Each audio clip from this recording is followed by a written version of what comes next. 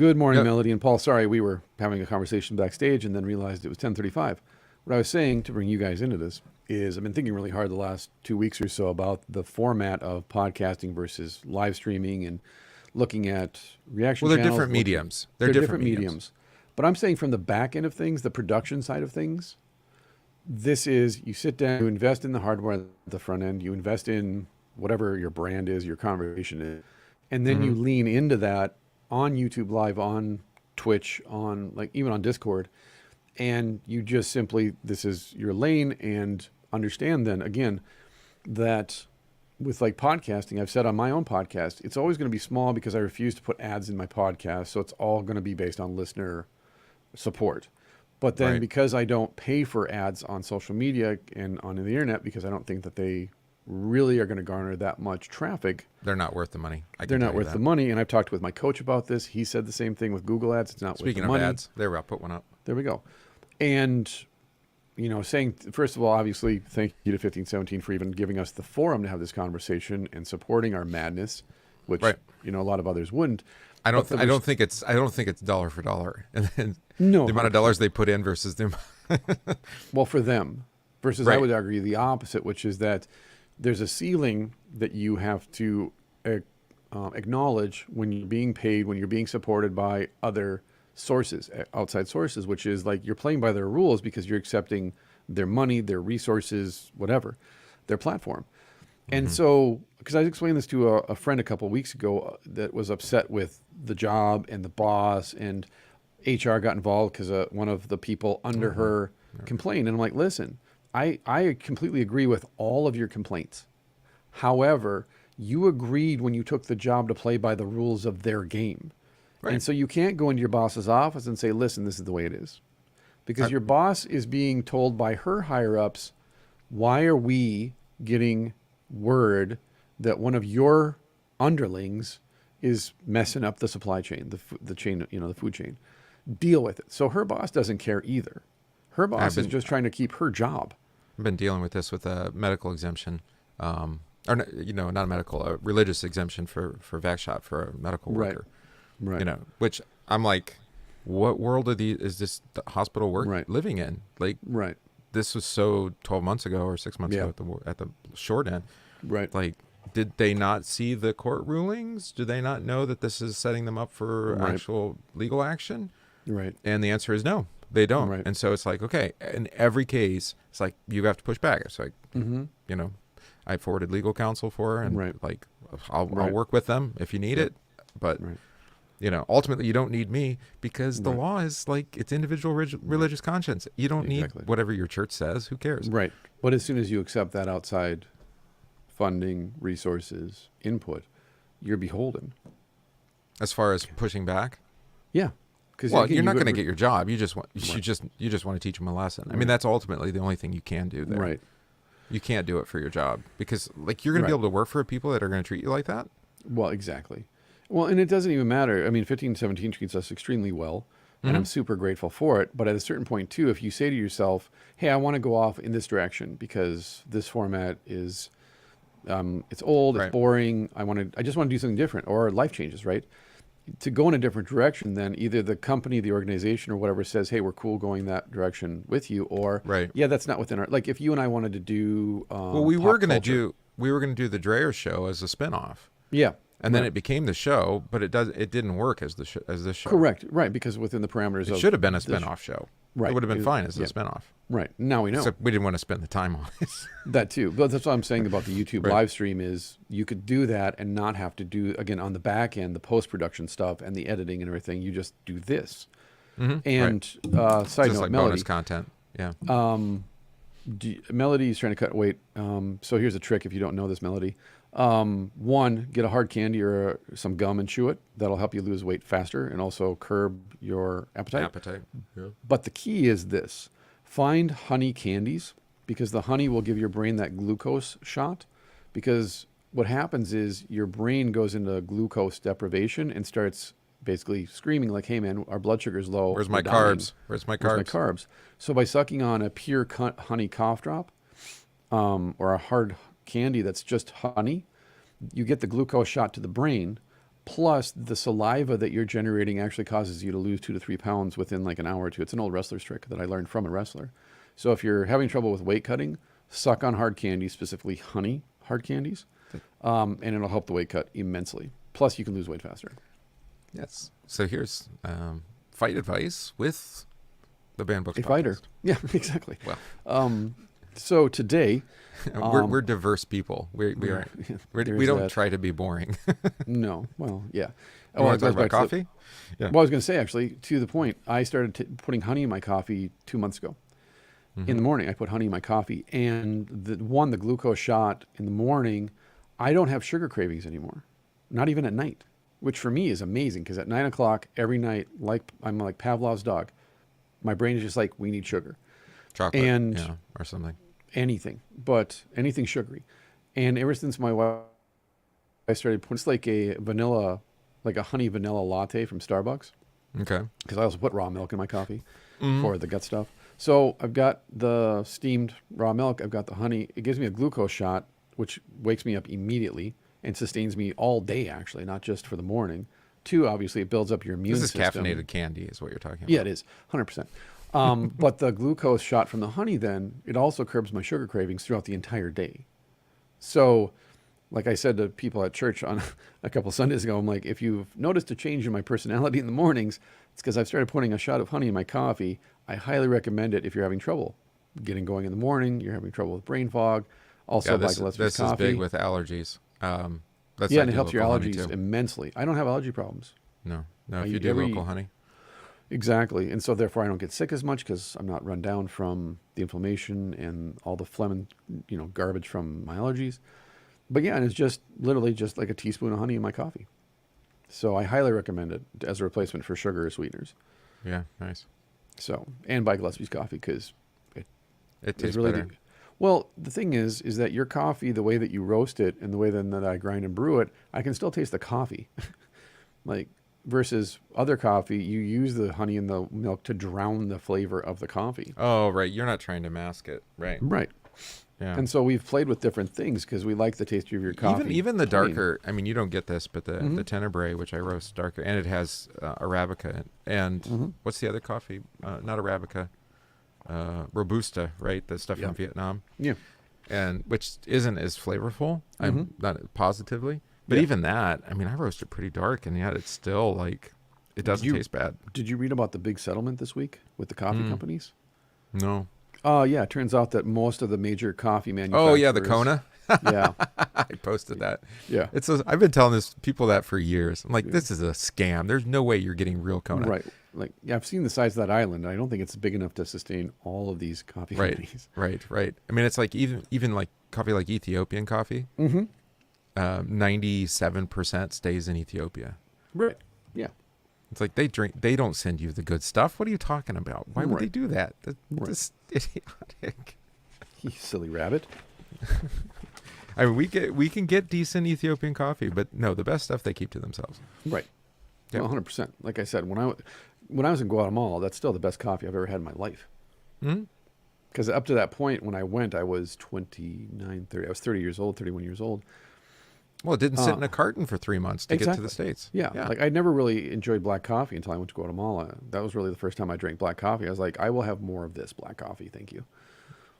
But yeah, you have to understand I was above 12,000 feet, first of all. So the air is different. Everything's different. The whole experience is different. That's why the water's different. Yeah. The water's different. The soil's different. The bean, the roasting, everything. Like you said, it's so immediate. Same thing when I was in Mexico and I would go to the orchard and eat fruit off the tree in the orchard. Right, exactly. There's fruit to this day that I cannot eat. But if I were in Mexico, like star fruit or something, oh, so succulent. So here's deep fresh. Cold brew. The problem with cold brew, it's very simple, is that it mutes the flavors. So any of the really nice coffees that taste great as a hot coffee, everything about them is going to be like diminished to like 10% of what it was as a hot coffee. Right. So you almost, I mean, for cold brew, you almost have to have something that's just almost over the top, as far as intensity. Well, that's why they let it steep for 3 days. Right. You're just trying to extract as much compound as you can, because it's just going to be muted because it's cold. Right. So I typically use what do I use? I just use something that's, roasted dark. Yep. Same as for us. And unfortunately, it's not great. Cold coffee is not the same. No. Well, you're not, again, it's cold coffee. Well, I think it's a way to use cheap coffee. I mean, I think that sure, absolutely. That's the commercial market of it. Yeah, but when it's hot out, I just want cold coffee in the afternoon. Well, that's true too. I like my coffee cool. It's not the same experience. Anyway, you just want something cold, and you want coffee with honey and ice. Yeah, yeah. I would look at any of the blends that I do. But yeah, in the end, they're all work out fine. You have to just admit, I'm just doing this because it's hot outside, and I want something cold to drink, and I like coffee. Yeah, I wouldn't. I mean, if you're gonna do cold rather than cold brew, do an iced coffee. Then you can still get a lot of the flavor. Mm-hmm. Yeah. So you brew hot, but you brew it over ice. That's what we do. This is the Japanese style. Yeah, no. So like if you've got a pour over and you put the ice in the bottom and you brew over it. Yep. I think it dilutes it. You talked to me. You must have taught me that. Did I? I don't know. You must have. I don't know who else would teach me that. But that still mutes the flavors, but not nearly as much as the cold brew where you do that long steep. Yep. Yeah. Yeah. So to me, cold brew coffee with the long, it just tastes like strong coffee. Really, that's what it is. Because the cold, like you said, the cold kills the flavor, and the bad coffee tastes like peroxide. Yeah. Right. Yeah. Right. Yeah, exactly. You make it for the summer. Most people don't. Well, except for me, I do cold brew in the winter, but I do pour over cold brew. I just realized though, I bought and I never opened it, and it's in the basement. I must have bought it before we moved. I got one of those nitrous ones where you can. So you basically do a cold brew, and then they do the nitrous injection. Yeah. Yeah. So it ends up being like like a stout or something as far as its texture, because it's got the. Yep. I should probably open that up and use it. I'm familiar because I like it. It is, but tasty. again, it's not the flavor; it's the sensation. Yeah, mouthfeel. Right. Yeah, exactly. Because that's what we're all about. So what was it? Oh, I saw it. Oh, it was the. We have to push record. I know we do. Yep. But this was I guess you can get these ice cream making machines where instead of like a churn, it's a blade and a drill press, and it presses the blade and it's spinning through, and you can basically like creamify any liquid. It doesn't have to have any dairy. Yeah, I have one of those. Okay. No, I just bought one. Like a month ago. But it was the same story. It's like it's mouthfeel. We have a mini one though because and so we've gone through like 4 or 5 devices, and then Annie found it online. She was looking and she saw it, and so you freeze a solid block, and then it just. No, ours isn't that way, but it takes the cold milk different. and you put it in there, and it's a spin cycle. It's got a blade that you push down into it, and it takes like 2 or 3 minutes. This is a little different. That's still churning. Yeah, this is different than that. But anyway, the point was mouthfeel. It's like, what do you really want with like an ice cream? You don't actually care about the cream. No. You just like how it feels, and you like the sweetness and the mouthfeel. Yeah, of course. Because sweet works great with it when it's cold. Yes. So there you go. Let's hit record. Right. Let's get after this. Let's hit record. It's like we must not have talked too much this week. All right. And then we have a war chant, which is how we open the show.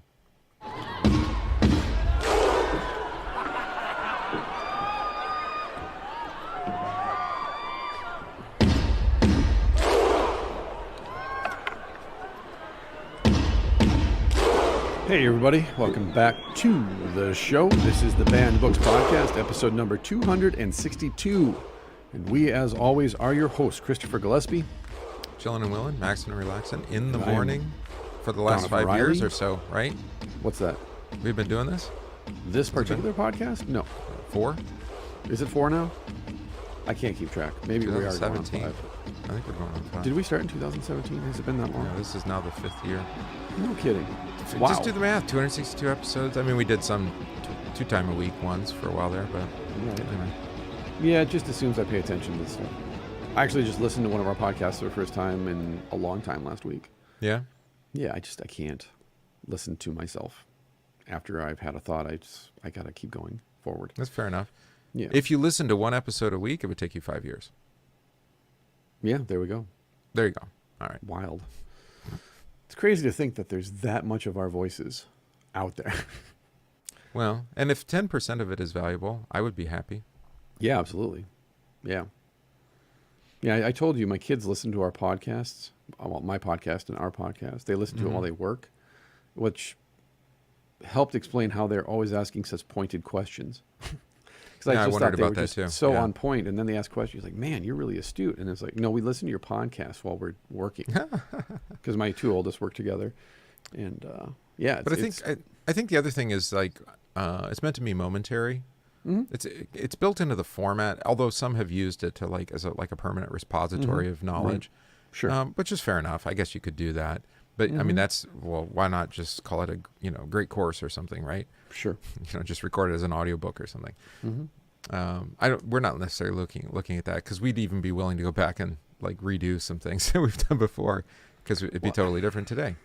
I think I'd end up deleting most of the previous content because that's what I do to my sermons. I go back and look at old sermons, and after 2 or 3 years, I keep them for posterity so I can remind myself how bad I used to be and how bad I am now, and I'll think the same thing in a couple of years.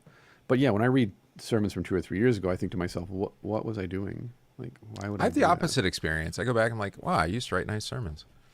That's great. So, well, however it works. But no, I had to explain this to somebody about blog posts because they were criticizing some blog I wrote 3 or 4 years ago. Yeah, right. It's transient. And I said, you do realize I'm only writing what I'm thinking in the moment. Right. And if you're right, just delete it. Or, don't read my stuff. But I'm very much a slave of the moment. That's kind of the point of blogging. It's like dragging up somebody's Twitter post from, 2,700 days ago. Right. And you're like, yeah, they're a different person then. Somebody, who was it? Oh, it's the governor candidate out in Arizona, right? Carrie Lake, right? Carrie Lake, and they're like, oh, you voted for Obama. And she's like, yeah. She thought, it's like. A lot of us voted for him. I'm going to vote for Romney? Like. Right.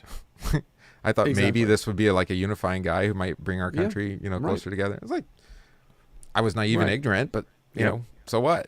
Yeah. It's like, I appreciate people who are like recognize they're free to change their mind and to see things with a different perspective later on than they did in the moment.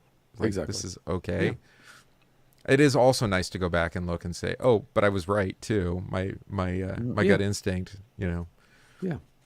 You're not right all the time. Well, I think that's what the internet in particular is exposed, is that we are very much grounded. We're people of the moment. We're reactionary by nature. Yeah. And as a consequence, when you basically have a system or a format or a medium like the internet where things are just trapped there in the ether forever, you discover, one, like we were talking about backstage, is that there are people on Facebook that have been posting the exact same things for over 5 years. Well, actually 10 years. And the people that respond are the same people responding the same way that they've been responding for a decade. Remember when we had all those micro-synods formed, right? Right, exactly. Right, and then they're like, and every once in a while it'll pop up and be like, oh, that still exists? Right. It's like, I've not heard anything about them. Because the algorithm decided they were no longer relevant to me. Exactly. Apparently. Yeah. Right. And so that to me is why either I block people on social media, because it's not a dialogue. I'm not having a conversation with this person. They're yelling at me via my private messages. That's just your opinion, man. Well, one, I don't care about your opinion because I don't know you. And two, you're being shrill and rude. So why would I respond to you? But you need to value everyone and everyone's opinion exactly the same. Yeah. Thank you, humanism. But then on the other side, you're also freed up to say, yeah, that was a bad move. I can see that now. Emotion detached from the original experience. I can see that, yeah, that was kind of I thought at the moment that was the right, like I trolled people last week. I posted that thing about, Christian churches that support public education are preaching false doctrine. Yes, that's a troll. It was a troll. That's all it was. It was just a troll. Right. I knew it was going to rouse people up, and it did. And nobody who DM'd me wrote, hey, man, could you explain further? I don't think I'm getting where you're coming from with this. Not a single person. It was all Christians, by the way, who post constantly about being good Christians, cursing at me, like literally cussing me out I'm like, dude, in the time it took you to write all those cuss words in the text, you could have just said, I disagree, and or blocked me, and or not, just moved on with life. That's what adults do. But no, I'm gonna write you a paragraph about why you're a terrible person, and use 4-letter words to say it. Yeah. Even though I don't know you and I don't know the intent or the motive for why you posted this, I'll assume it. Yeah, that's just conventional language today. That's just I know it is. But I'm just saying it's funny to me now, because when you first get on social media, you kind of got to go through that phase of being, what's the word? Dehumanized. Yeah. And and having your feelings crushed by internet trolls and haters so that you can then kind of come out the other side and go, oh, wait a minute, I don't have to care about these people. I have the opposite problem because like nobody interacts with anything I write, so it's Well, good for basically you. like fruitless venture. Like why am I? Right. It's just a mind dump. I just dump stuff out of my head there, so I don't have to think. I want to get anymore. a meme that looks exactly like the security thing where you're supposed to click on every box that has like a bike in it to prove that you're not a bot. Stop. But it's just a meme. So the more they click on it, the more angry they get angrier because it's not an actual like security thing. That's called the CAPTCHA. The CAPTCHA. But it's just it's remarkable. I guess I'll say it that way since we're talking about it. It is remarkable in the actual definition of the word that people can just react so strongly to something in the absence of any further evidence or information, rather than just go, hey man, when you wrote this, what was the intent? What was your motive? Why do you say this? Why do you say that? Because every blog post I write is a reaction to something that's happening in my actual life. And like it's, like I said, it's transient, it's momentary. Right. Yeah. I wrote on Nietzsche's Christ. I wrote on The Crucified Idiot from Dostoevsky because we were talking about it on the podcast. So I wrote an article. But it is possible. I mean, there are people, I have one in mind, who write in such a way for them, everything they write is definitive. Sure. Like I'm not going to have, I might be able to expand upon this later. Right. But this is like the God's honest truth. Sure. Like, okay, I can appreciate that. But I like to read things that I've written before and realize that I had thoughts that I didn't even remember. Yeah. I'd forgotten, right? We did that last week. I said I had this idea for a sermon thesis, and then I was listening to the show and realized we talked about it for like 20 minutes on the show. Oh, right. Exactly. I had completely forgotten. But the seed was there growing, and I was like, Yeah. So the point is, So you just come along for the ride. Yep. Come along for the ride. I'd be more and understand, like I said, that a lot is tongue-in-cheek and satire, which is a dead genre nowadays. And we just have a different approach to certain things, a different opinion about certain things. And you don't have to agree with us. But as I say on my own podcast, I just want you to think. Think about your presuppositions, your prejudices, your judgments. Just think. Right. I don't care if you disagree or agree or you're indifferent. Just think. Well, and like, Brothers Karamazov, which we're going to read. Yeah. Nice segue. Well done. Yeah, I know. You could read it more than once, and you might have different impression or a different opinion, or may trigger different thoughts the next time you read it. 100%. I hear Which that is good. happen I mean, sometimes. that's actually an indication of great art, in my opinion, right? Well, and growth on your part. Well, there's that too. Yeah, that's true. Growth and change. Yeah. So as promised many, many moons ago, and we were going to say it or kind of towards the end of things, which by the time this comes out, we're kind of toward the end of our summer series on these things. It is, yeah. But this is The Devil, chapter 9 of the Brothers Karamazov, otherwise known as Ivan's Nightmare. This is based on what I read of Dostoevsky's correspondence with Friedrich Nietzsche. Ivan Karamazov is, at least in some facets of the character, this is Friedrich Nietzsche. Like Dostoevsky is including himself in this, young Dostoevsky before he came to faith, but also in his correspondence with Friedrich Nietzsche. Dostoevsky, as I've said before, Friedrich Nietzsche said that Dostoevsky is the only true Christian he has ever met. And he had a profound respect for Dostoevsky as a consequence. And Nietzsche, or for Nietzsche then, because of his thoughts. And there's many reasons for that. I'm not going to go into it now, but the point being then that this is also from Nietzsche's correspondence, because Nietzsche often complained about arguing with the devil. Okay. Especially towards the end when he had a mental breakdown. Did you pause your Dropbox, by the way? Oh, no, I didn't think. He was Syncing files right now, yeah. There we go. Get a little So keeping that in mind, this is actually based on a real person and what he underwent. And again, I think the thing about Dostoevsky here is he leaves it open to you for interpretation. Is Ivan actually talking to the devil, or is he simply sick? Right. We talked about this with parables in general. Yeah. Is that a good parable, I would suggest, is entirely grounded in something that could be true. Right. Or could be real. Could be something you would experience. Right. It's analogical, right? It's more of an analogy than like a Even fable. if it never actually happened, it's not even, that's not the point, right? Right. It's like, it's not quite a moral lesson in that regard, because it's not necessarily about morality, but It's it is about a revelation, lesson. right? Yeah, it is. It is a lesson. I'm thinking about this because Sunday's parable is the hardest parable supposedly. Right. With this unjust steward writing off the debt and whatnot. Yeah. You're like, No, I can totally see this as happening. Right. It's like, oh, our problem is Jesus commends it to us as a good example, right? It's like, oh, it's not that it couldn't happen; it's that it does happen and all the time. Well, and that's a great point, though. That we've talked about it in relation to humor. For me, great comedy is that the comedian, he dialed into a universal truth. And we laugh at it because in the joke we recognize, oh, I know that guy, or I've had that experience. It might be hyperbolic, though. Right. Well, that's what you do. You hyperbole so that you get laugh at something that's terribly uncomfortable. And that's what parables do, though, too, is that Jesus uses very common language and images that everyone he's talking to would understand. They could look across the street and go, yeah, my neighbor does that every day. My neighbor has a... And he takes that and uses it to reveal a greater truth. Or it's a composite of all your neighbors. Or a composite of all your neighbors, yes. Yeah. But yeah, parabolically speaking, then it reveals something about all of us. So in a sense, then, Jesus kind of hides the truth in plain sight as he explains. That's the purpose of the parables. Yeah, yeah. So those who can see will see. Those who hear will discern what he's saying. And then, including his own disciples, privately.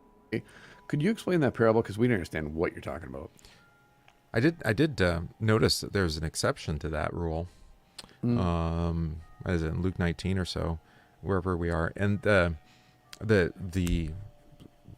chief priests or whoever, they figure it out right away. I was like, well, how did they figure that out? Because it's not immediately obvious that he's talking about them. Yeah, it's like, oh, well, wait a minute. The whole parable is built around Isaiah 5 in that case.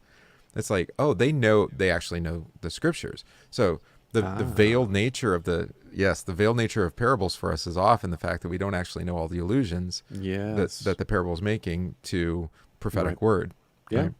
So if we knew the prophets, you're like, oh, I know what he's talking about. This happened today to us. We were looking at one, whose wife will or whose husband, right, with the 7 husbands and the one wife.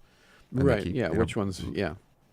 And which one's her actual husband? It's like, now, if you knew the story about marriage and the relationship of God to his people being a picture, it's like, oh, I see. So your problem with resurrection and adultery and divorce and marriage, it's really about your relationship to God. Yes. Right. Okay. Yes. Yeah, so you could go to Judah and Tamar, for example. Right. And other allusions. But the people in the story, they understand. Yeah. They're like, oh, he's talking about us. So in that sense, it's very similar to apocalyptic literature in the New Testament versus, is that like the book of Revelation, John, the revelation of Jesus Christ to John is, well, if you've never read Leviticus, for example. Or Ezekiel. You're not sure what the heck they're talking about with these images of lampstands and pots and all this stuff. Yeah. Versus once you read Leviticus and you have a point of reference, then you read it and go, oh, this is all just revealing stuff that was floating around in the Old Testament. It's actually mostly borrowed language. Yeah, 100%. This is kind of recomposed. Yeah. So again, you read apocalyptic literature, something's being revealed in plain sight, and yet you go, I don't get it. Yeah, because you're not biblically literate. Right. You're not catching it. But like you said, or you're Malachi and you just tell the priest straight up, you're under a curse and God's going to cause people to avoid you because Malachi's pretty direct. Yeah. But I think this is why you bring up things like Nietzsche's relationship to Dostoevsky. Right. Is that it like with that context in mind, it opens up then.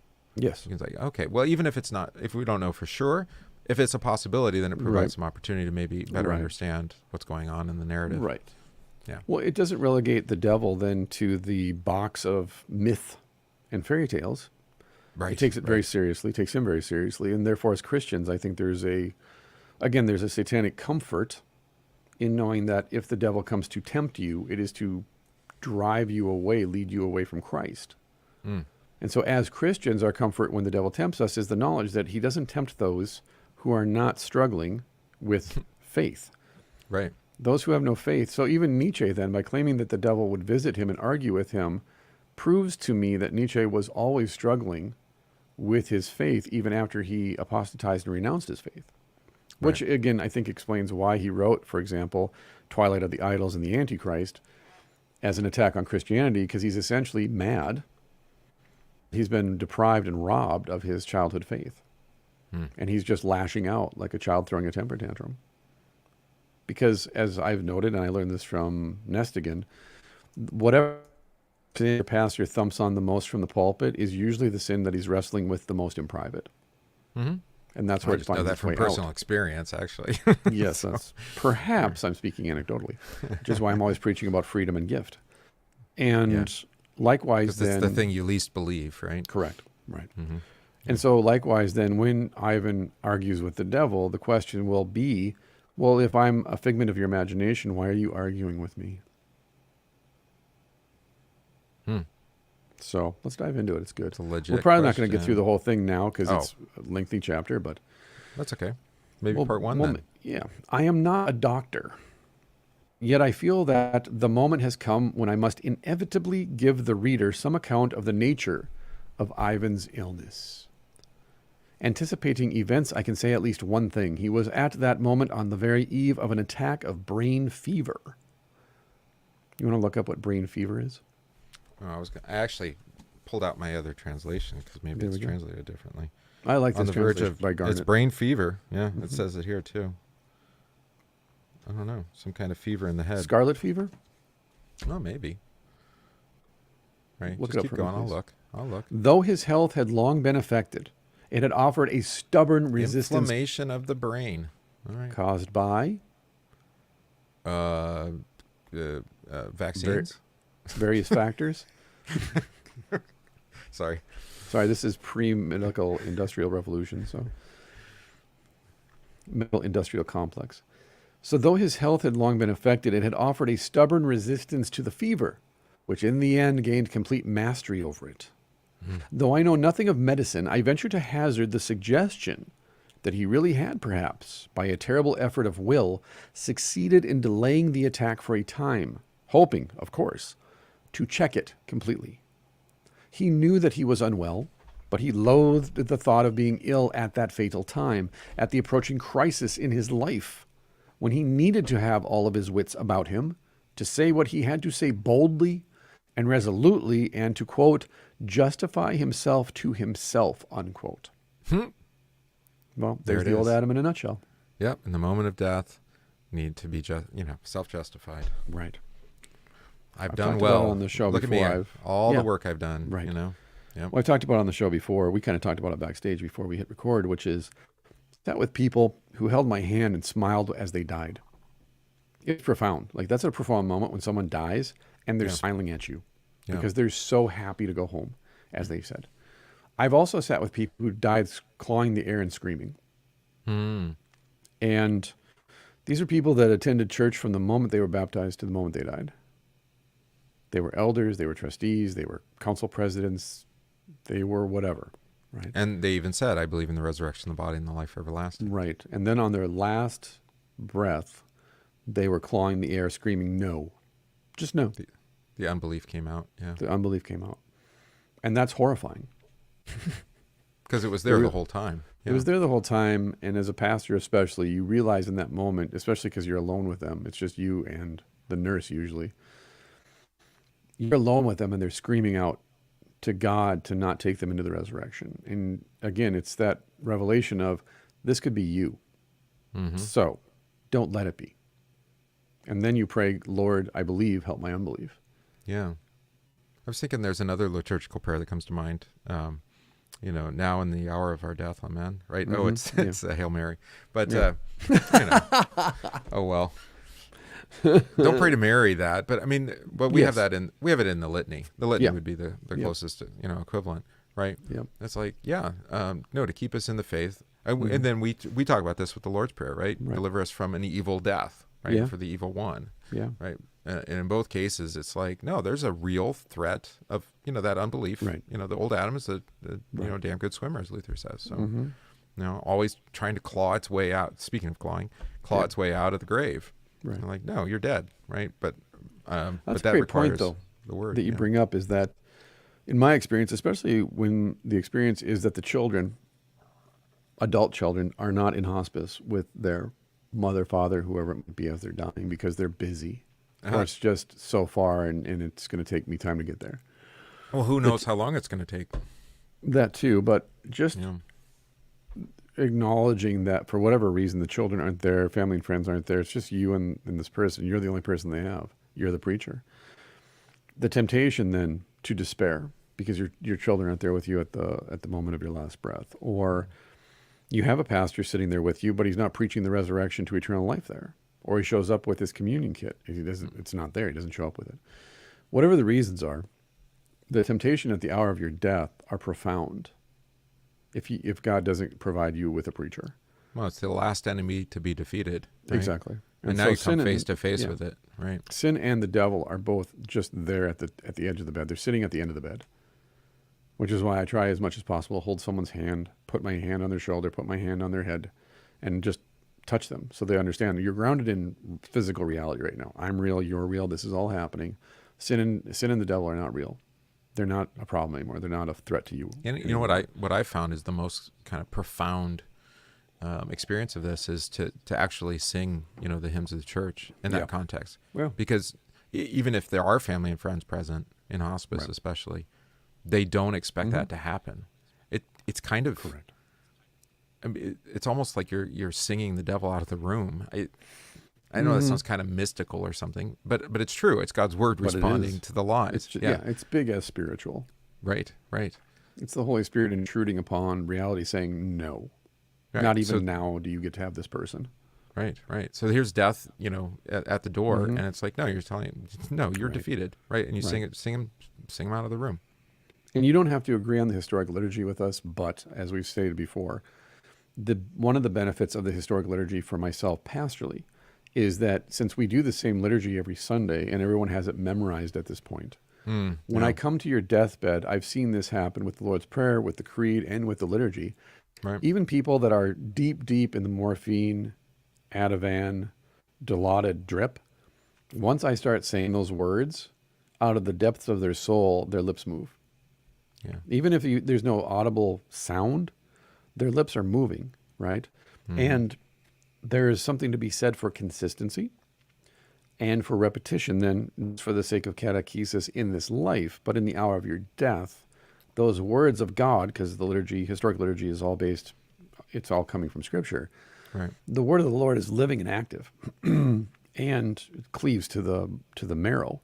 And therefore, because I believe that, if I'm sitting with you and you're comatose and I'm holding your hand and you're unresponsive because you're about to die and I'm talking, and what? Nothing. And nothing. Versus if I'm preaching the word of God liturgically, singing the hymns of the church to you. Right. And the proof to me, again, you want to talk about big as spirit, is I can just sit there and talk with someone and say, okay, you know what? It's time to go home. It's time, the resurrection, the door's open. Jesus is here. Nothing.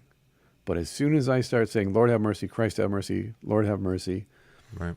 And or then glory be God in the highest. Or something. Yeah, or singing the song of Simeon, Lord, let your servant now depart in peace. Your word has been fulfilled. My eyes have seen the salvation which you have prepared before the sight of all people. Right. Outside of the faith, that's the dumbest possible thing I could be saying at that moment. It makes no sense. But this goes back to the parabolic analogy revelation thing of, but to faith, just look at her lips. Her lips are moving. She just clenched my finger. Out of a drug-induced stupor, something's happening. Right. I mean, it's probably not the time or place to do this, but I think it's actually the mandate from the Scripture is that we are a liturgical people. Sure. I mean, maybe most of our listeners already agree with that, but it's one of the reasons is for this precise kind of moment where where words escape you, and you need those words to be firmly implanted in your heart. Right. Yeah. Exactly. And it's the difference between God's word and human words. That's my whole sermon this Sunday is about. This is God's word, and this is how we try to hack it.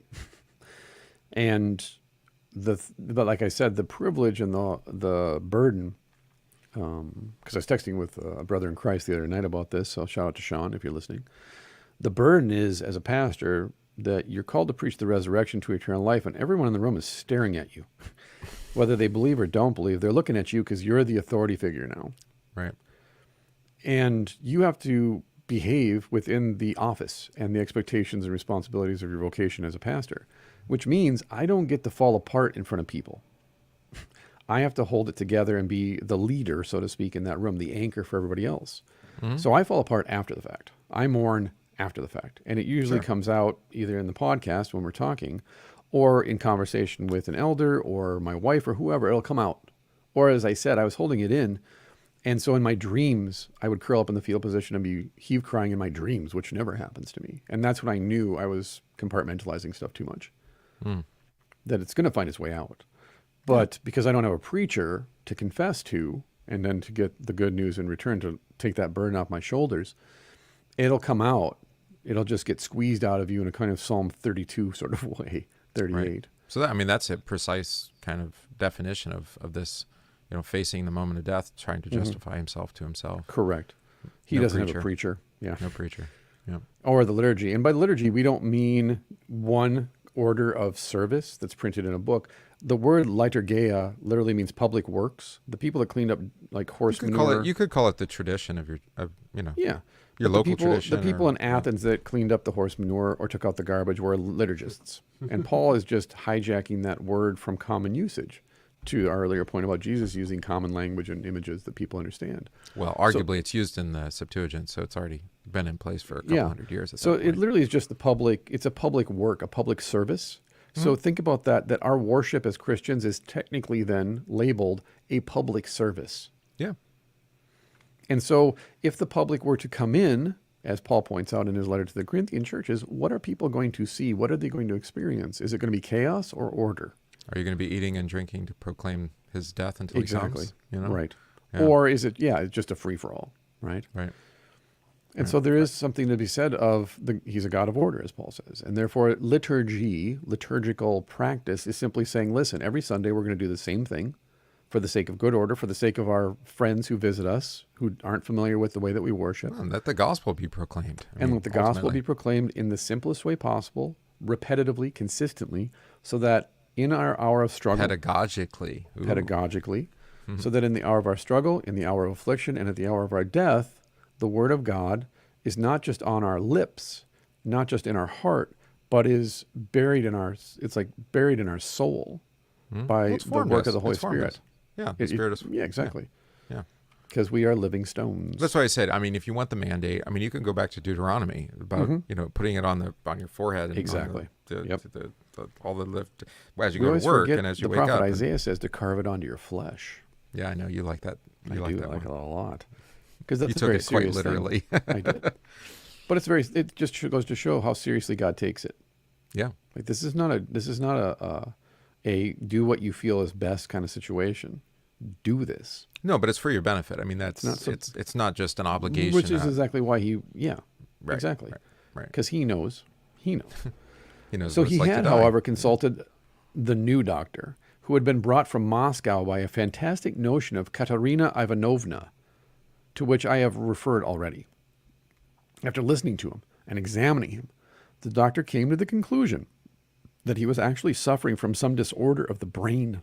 Ooh. And was not at all surprised by an admission which Ivan had reluctantly made him, quote, hallucinations are quite likely in your condition, the doctor opined.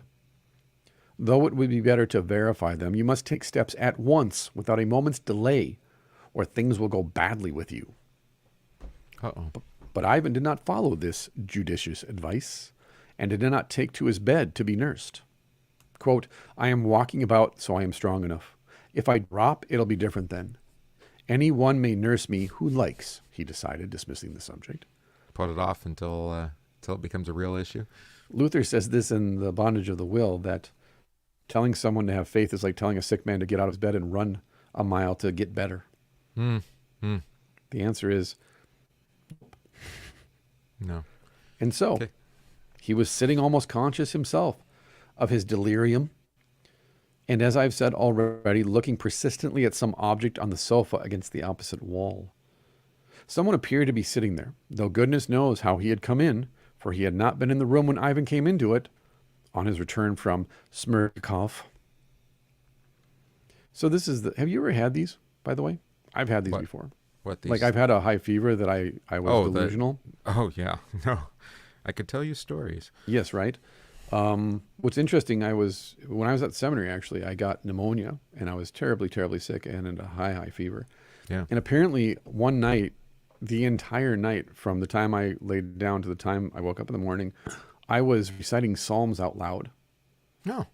In fact, Annie said she was terrified at what was happening, and she didn't know what to do. She wanted to call 911, but she was afraid that they were going to lock me up rather than take me to the doctor. But apparently, yeah, all night long, all I did is rage against the devil and quote Psalms. Yeah. It sounds like you were on ayahuasca or something. Right? So it's like, yeah, don't take drugs. Just get a high fever and don't go to the doctor. But the point is it has the same kind of effect on your on your body, and then your psyche responds. Well, and I bring this up too because we talked about this in relation to dreams in our last reading.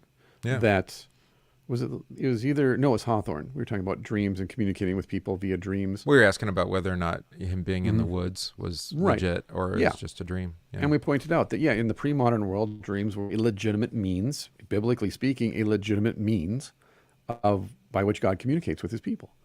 But likewise, God will also do this to you as well. Yeah. He will afflict you, because David talks about this, right? That I drenched my pillow with my tears because his hand was heavy. It was pushing down upon me, turning my bones to liquid. Yeah, and I wonder if, I'm trying to think of some examples. Zechariah, that's all, the first 8 chapters are all some night dream. Yeah. Right? Can you imagine having 8 dreams in a row like that? And just right. assault. I mean, what kind of spiritual, physical, anxiety or worry or, stress were you under? I think what comes out is you're possessed by the Holy Spirit, but your flesh rejects him. So there's this war inside of you, like Paul describes in the Romans letter. And when you are physically, mentally, and emotionally compromised, such as with illness, the same thing happens in moments of high stress and trauma. Yeah. The Holy Spirit is kind of free to just kind of come out unfiltered because you're so depleted, so diminished and weakened that you just can't fight like you normally do to suppress him. Yeah. And I think you can, what's the time where I've done like a long fast or sleep or not been able to sleep for a few days or sleep well. Yeah. It's had that kind of like, I couldn't even describe. I mean, it's almost otherworldly. Yeah, it is. Yeah. Well, your head feels like it's full of air. Right.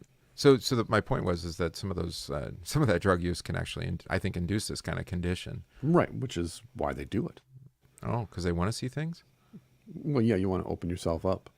But I'm not sure you really do want to. I was going to say, you have to be careful about when you open the door that, maybe some flies get in the house, but something else could also wander in too. I mean, you can have that really, really, really small high from like frankincense and the use of it. But if you're in the context of the liturgy, you're hearing God's word, right? And you have a little bit of some kind of moment. A lot of smoke in the temple there. Yeah, that's totally different than like when I was in the indoor fish concert, right? I mean, right. Contact that was a totally different experience. Right. Yeah. Right. So, just as a side note, that's the problem with American culture in a nutshell, as far as I'm concerned, is that we have commodified medicine, herbal medicines, and now we treat them like children treat alcohol. Like they're titillating and provocative versus like, no, respect this stuff. Don't do it because you're curious. Do it because it's necessary. And do it with somebody who's an expert who knows what they're doing. Yeah, that's why, recreational use is a question. Medical use, though, I'm against it. Like I'm thinking of Oregon, right? Yeah. But looking at like for schizophrenia or whatnot, it seems that's law enforcement that I know who have done ibogaine and ayahuasca and DMT and other things. Microdosing, though. In fact, I'm talking with a friend of ours right now about the benefits of microdosing to overcome past traumas, or at least to figure out. Well, in old days, you had like a shaman or you had some kind of. That's what I'm saying. Yeah, exactly. Yeah, you had an expert. But as I've noted, because I've talked with shaman. They do these things maximum 4 times in their life. Whereas when I was abusing drugs, I did it every day. Yeah, and that opens you up to all sorts of things. And so people that understand these things go, what are you doing? You're just opening yourself up to evil spirits. So even these godless, who we would argue satanic religious people, even they understand. Like, you're opening yourself up to evil spirits. Don't do that. A little Satanism's okay. Don't do it every day. Right, exactly. That's right. But the point is that anything God gives us is a gift for our body and our life. And then we are the ones who take that tool and spin it up and go, hey, Satan, what's the best way to do this? He's like, go crazy. That's the best way to do this. Right. But here Ivan's being afflicted, not because of anything he's done. Well, he's being afflicted by somebody. Yeah. Right. We view he's being afflicted by the law and the hidden God because of the previous argument that we listened to, that we read about. Yep. And so he was sitting, almost conscious, within his delirium, but he was there's a person there now, and he wasn't there. So this was a person, or more accurately speaking, a Russian gentleman of a particular kind. No longer young. I'm not going to even try and read that. Come on. You love the French. Qui fait ça? La cinquantaine. Okay, good enough. Good enough. Just say it with a lot of slurring. As the French say, I'm sorry to everyone who speaks French that I murdered your language. With rather long, still thick, dark hair, slightly streaked with, and a small, pointed beard. He was wearing a brownish reefer jacket, not what you think that. Rather shabby, evidently made by a good tailor, though. And of a fashion at least 3 years old, that had been discarded by a smart and well-to-do people for the last 2 years. So, older gentleman, doesn't really care. Yeah, he got it at Goodwill. Yeah, doesn't really care about his appearance or fads. He's dressed smartly, but in yesterday's fashions. Right. So a person who cares about himself but doesn't care about fads. His linen. What was that song with where they go to the secondhand store? It was really terrible. It was very popular though. And the guy was like wearing a white jacket. I just know Raspberry Beret. He sings that in Raspberry Beret. Oh, does he? Yeah.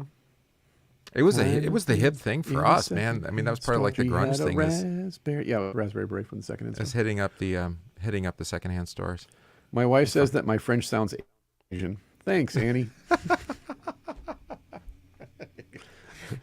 Well, maybe that's because the French occupied Vietnam as a colonial state, and that's how I learned my French, was from the Vietnamese person. You don't know. Oh, there it is. Paul knows what I'm talking about. I'm going to pop some tags. There we go, Paul. Thank you. See, that's why we need live stream.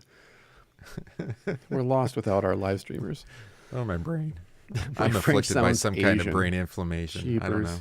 That's great. We'll call it brain fever. There we go. My head doesn't work. Right. My wife took French in high school. While I was taking German, she was taking French, and I forgot. That explains a lot. Yeah, it does, doesn't it? She was also a cat person, and I was a dog person. Now she's a dog person, so she's abandoned French. So, linen, long scarf-like necktie were all such as are worn by people who aim at being stylish. But on closer inspection, his linen was not over clean, and his wide scarf was very threadbare. This sounds awfully similar to the way Mr. Scratch was described. Mm-hmm. Right? He was put together, but an elderly gentleman appeared like young Goodman Brown's grandfather, dressed smartly, but yet not... Kind of worn out. Yeah. The visitors' check trousers were of excellent cut, but were too light in color and too tight for the present fashion. His soft, fluffy white hat was out of keeping with the season. Babushka. He's almost... What am I thinking of? Not like a jester, but who are like the traveling salesman or something? Well, like a ragamuffin man. Yeah, there you go. That's it. That's what I was thinking of. Yeah. In brief, there was every appearance of gentility on straightened means. Straights as in like, hey, I don't have the most money, not straight as in, a direction. It looked as though the gentleman belonged to that class of idle landowners who used to flourish in the times of serfdom. He had unmistakably been at some time in good and fashionable society, had once had good connections, had possibly preserved them indeed.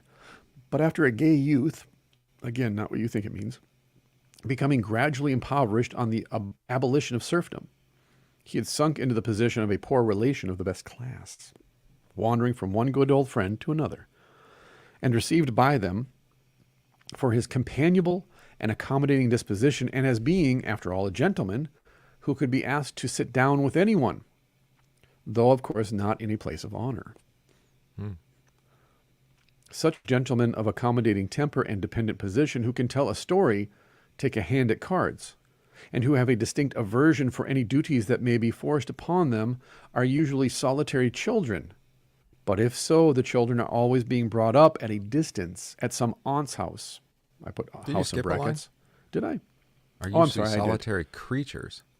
Sorry, solitary creatures, either bachelors or widowers.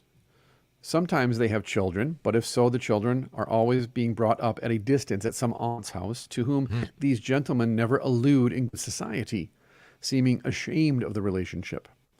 They gradually lose sight of their children altogether, though at intervals they receive a birthday or Christmas letter from them, and sometimes even answer it.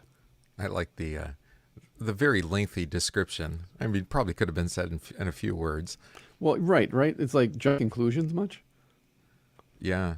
But also it raises the specter of doubt in us, the reader, because he knows this person so well. Yeah. Yeah. Maybe this is a figment of his imagination. Right. I was thinking of, this reminds me of the description, in the pub of Strider, right? Mm-hmm. Yeah. And they're talking about him, and he has this familiarity, but also this aloofness, right? Yeah. And kind of distance and mystery attached to him. Yeah. Like, who is this person? It's interesting because the devil usually isn't presented this way anymore, but in Hawthorne and Dostoevsky, worlds apart, but writing at almost the same time, actually, he's this kind of world-weary, world-worn gentleman. Yeah, very He worldly. was just, he's just, you know what, I've been around for a while. I got a lot of miles on the tires, but yet I'm the type of person that when you look at me, you say to yourself, here's a guy I'd like to sit and have a drink with. Right. Disarming, right? Yeah, I mean, like Paul talks about the wisdom of the world, right? And, Yeah. And so it is still wisdom, but it's not, obviously it's not godly wisdom. Right. Which is ultimately hidden under the cross, right? In mystery. Right. So, yeah.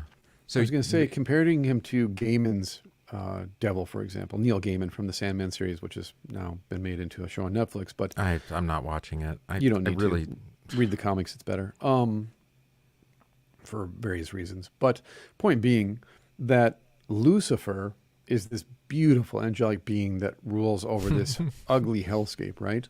Right. But when you go and read Lucifer, which is another comic book series from DC Vertigo back in the day, and then they made that into a show, I think, on Fox. No, it was DC. It was CW. Oh, CW. I think maybe it started on on Fox and moved to CW. But he's handsome, he's slick, he's fashionable, he's always witty. Wasn't that he's always the end of the quip. Constantine movie as well? Where Yes. he's like wearing a white suit or something? Yes, exactly. Yep. Yeah. Put together. Yeah. High fashion. The type of person you look at and go, oh man, that guy, he's got everything. Right, but that's not, I mean, I don't know, maybe it's just me. It doesn't seem all that appealing. Exactly. That's what I'm not saying. Not somebody that I'd want to be around and spend time with. Postmodernity has turned the devil into like a Calvin Klein runway model. Yeah. Celebrity, exactly.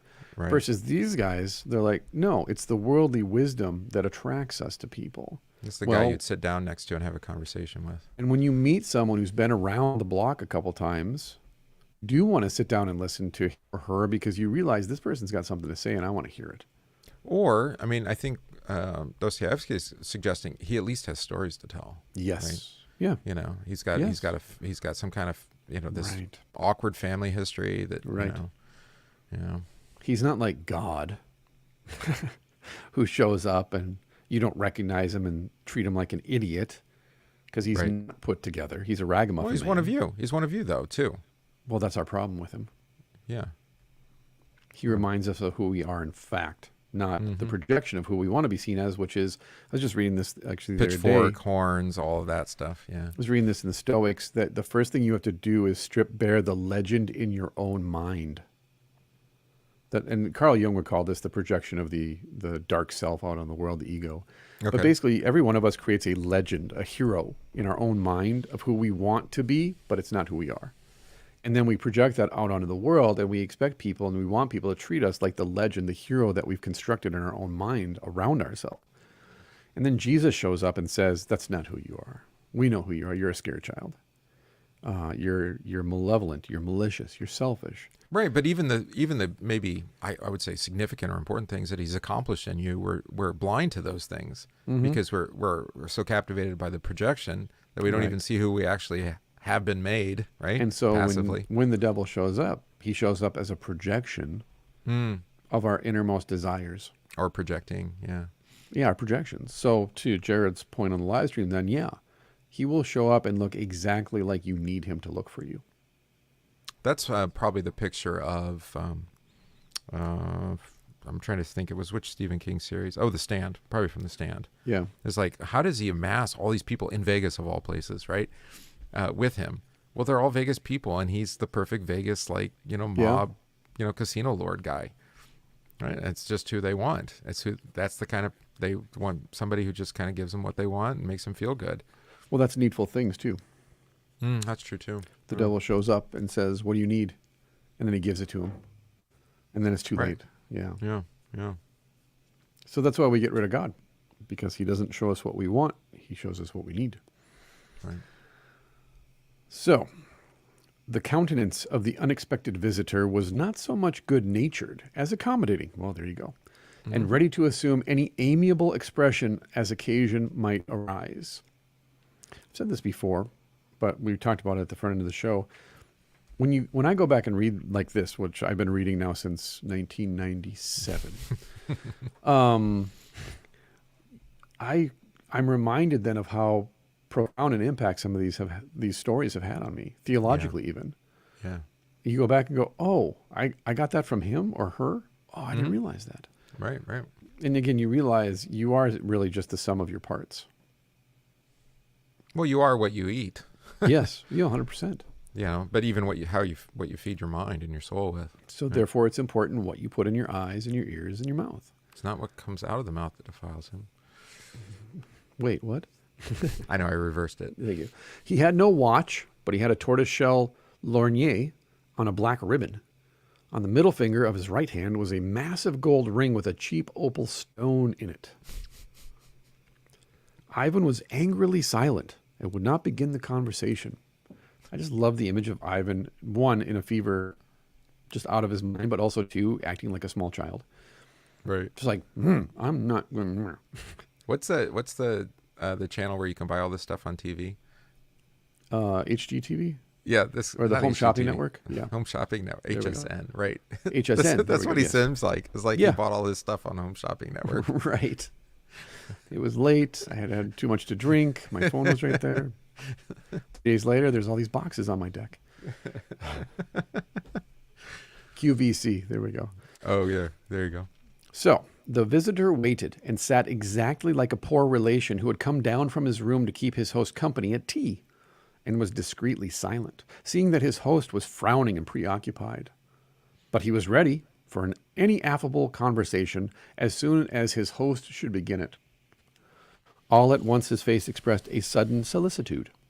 I say, he began to Ivan, excuse me. I only mentioned it to remind you. You went to Smerdyakov's to find out about Katerina Ivanovna, but you came away without finding out anything about her. You probably forgot.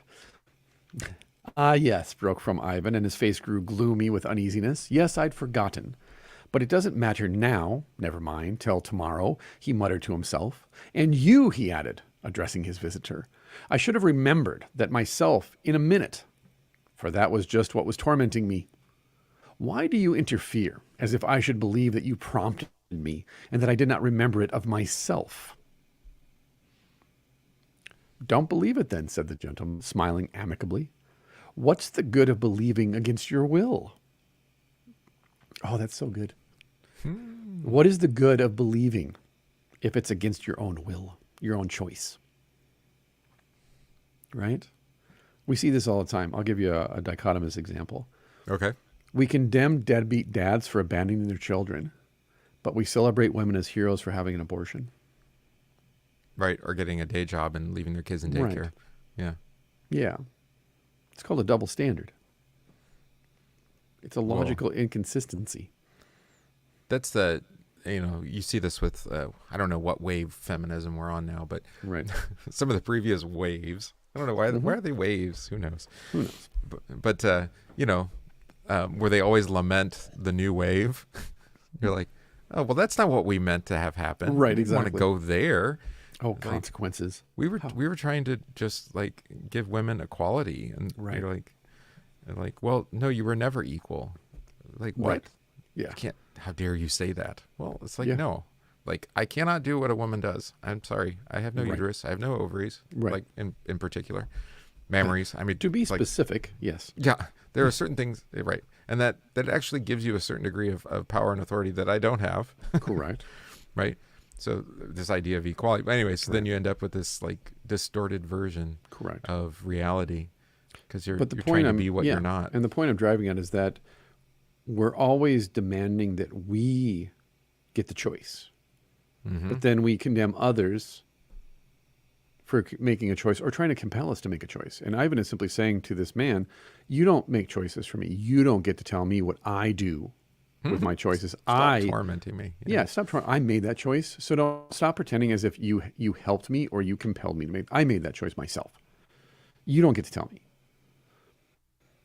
And that's American culture. So nutshell, we're so juvenile that even when someone says, "Hey, man, I actually helped you with that choice." No, you didn't.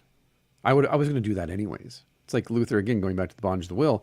We're like horses that are ridden out of the barn by the gravel hard and put away, dripping, wet, and trembling, and saying to ourselves when we're put away, "Yeah, I would have chosen that anyways."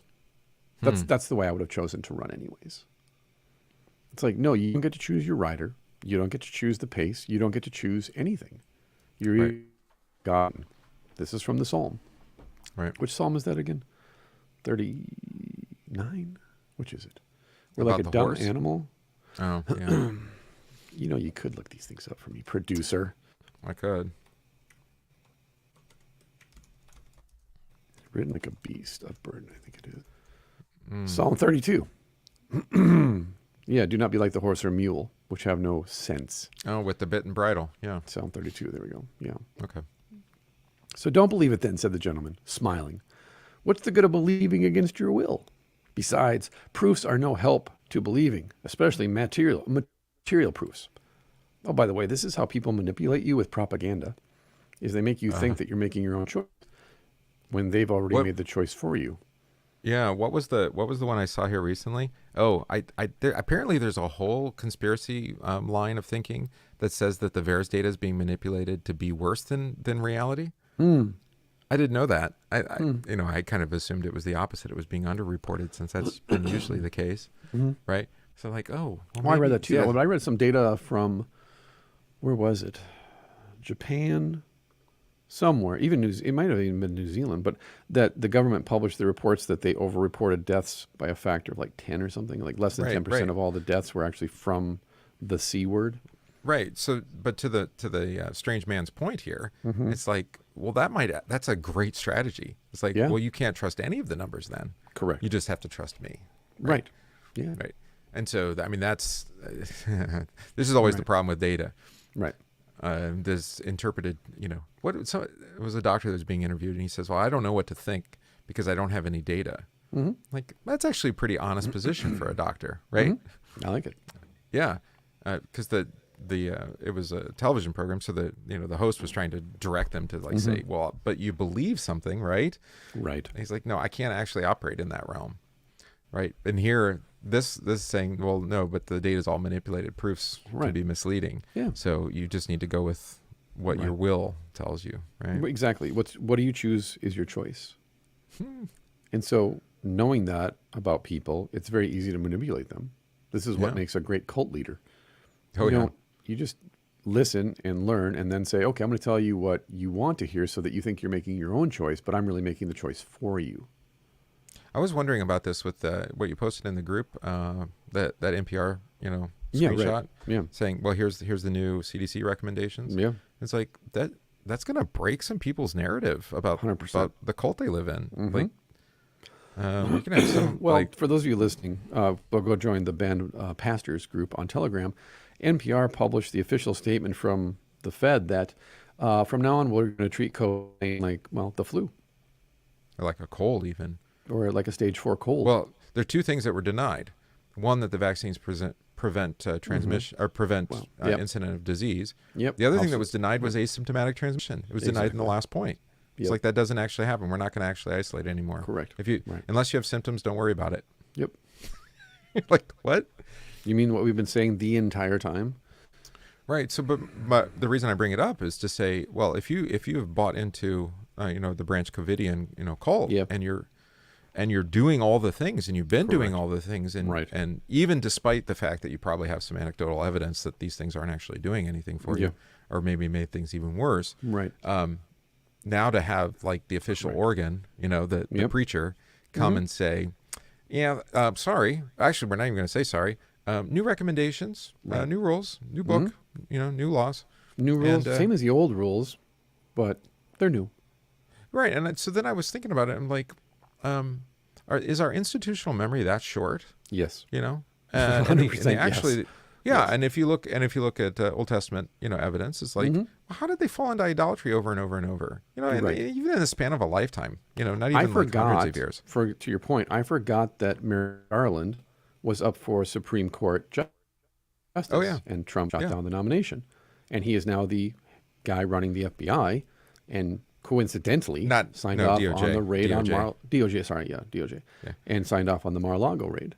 And it's Well, like, here's I forgot about that. And that was just a couple years ago. Nobody has asked. Well, and yeah, that was right before Trump was elected. That he was denied even a hearing. Thank God for that, maybe. But who is the assistant director for the Department of Justice? Do tell. Yes. See, this is the question. I'm trying to remember her name. It's a notorious figure from the Obama administration, Yes. but nobody's talking about this. I can't remember her name now. I know who you're talking about too. I can see your face. I can't remember. I lost it. Anyways, Right. And it's like, it'll come back to why us. doesn't she get any attention? Oh, I know why. Right. Yeah. So bringing it back around then to the text, because you led into it. So I was talking on my podcast Wednesday about observation Believing versus evidence. perception. Yes. Is that what is being set up here and what we were talking about then in the COVIDians or DOJ or just, pop culture and pop ideology and political philosophy. Perception is how you see something and how you judge something to be good, bad, delicious, not tasty, beautiful, ugly. Observation is I look at this thing and I go, this is happening right in front of me. This white coffee cup is sitting in front of me. That's observable fact. And it's filled full of liquid. The liquid in it's delicious. That's perception. Delicious is an adjective. It's describing my perception of the thing, not an observable fact. Most people function under perception, not observation. Yeah. Which is why we're so easy to manipulate. And they don't separate out and distinguish between perception and observation.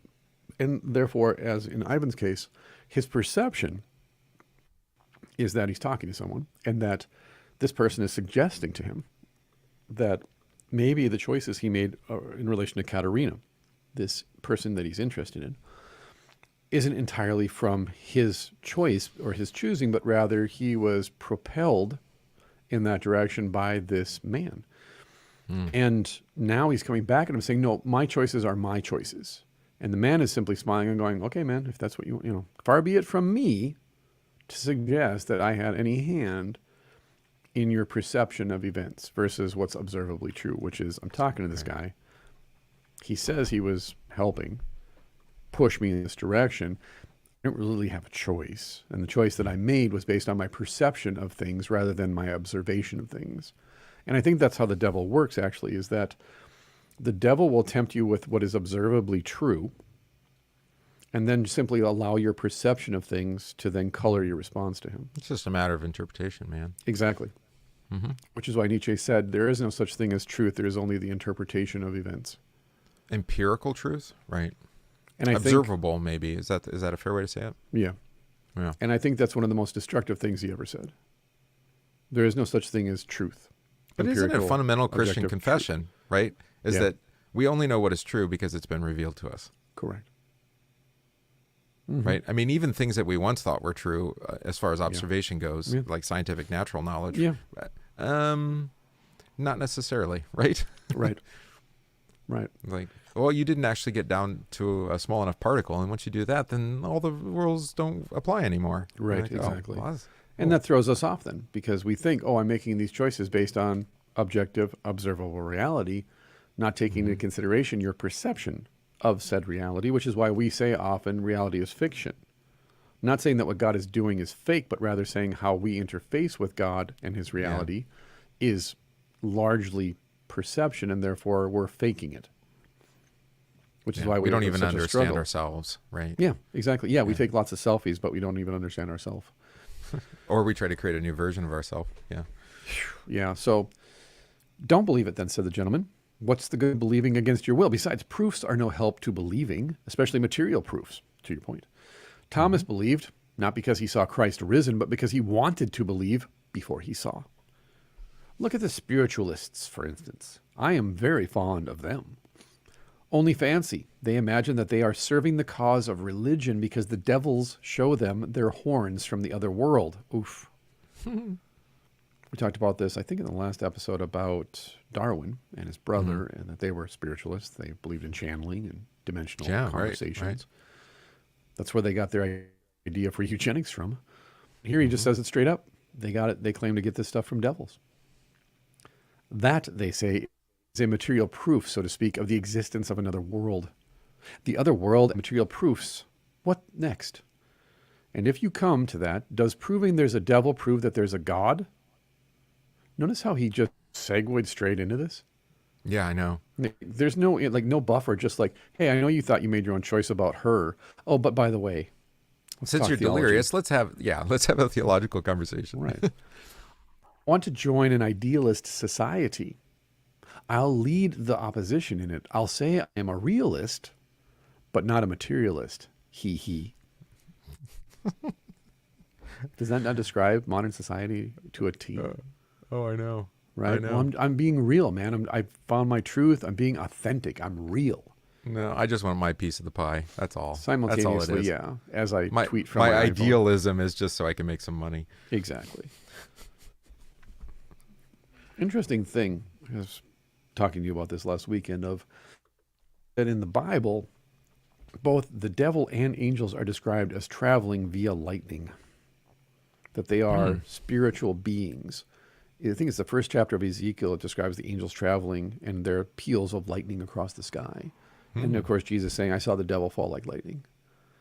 That when the Holy Spirit descends like a dove, he's described as a dove.